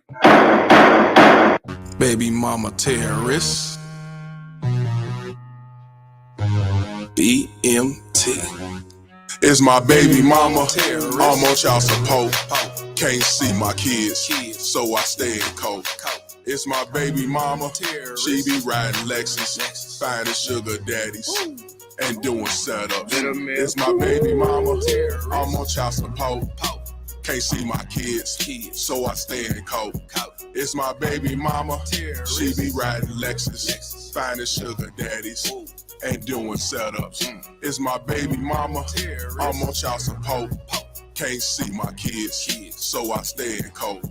It's my baby mama. She be riding Lexus, finding sugar daddies and doing setups. It's my baby mama. I'm on child support. Can't see my kids, so I stay in coke. It's my baby mama. She be riding Lexus, finding sugar daddies and doing setups. Riding around trying to play the Romans, innocent with an evil soul. In public wearing fake hellos, behind closed doors she rock them horns. I moved on, she wanna teach me a lesson. Can't see my kids, man, I'm stressing. Couldn't see my son to give me his present. She got married to teach me a lesson. Telling people she did nothing wrong, knowing that well since I moved on. Thought that money would keep me home. Hell no, bitch, I'm gone. I don't know what you lost your mind. Try to say my name, but I know your kind. Saying I'm a deadbeat, bitch, you lying. Fighting in court, man, I'm trying to be a father to my kids. She focus on the wrong shit, worried about another being instead of us co-parenting. Put my kids in grown folks' business, telling them lies, bitch, you wicked. Split personality, oh yeah, you twisted. Never thought I'd go through this. It's my baby mama. I'm on child support. Can't see my kids, so I stay in coke. It's my baby mama. She be riding Lexus, finding sugar daddies and doing setups. It's my baby mama. I'm on child support. Can't see my kids, so I stay in coke. It's my baby mama. She be riding Lexus, finding sugar daddies and doing setups. It's my baby mama. I'm on child support. Can't see my kids, so I stay in coke. It's my baby mama. She be riding Lexus, finding sugar daddies and doing setups. It's my baby mama. I'm on child support. Can't see my kids, so I stay in coke. It's my baby mama. She be riding Lexus, finding sugar daddies and doing setups. Little milk. I don't give a fuck what you think, bitch. You can't handle the truth. Truth is what it is.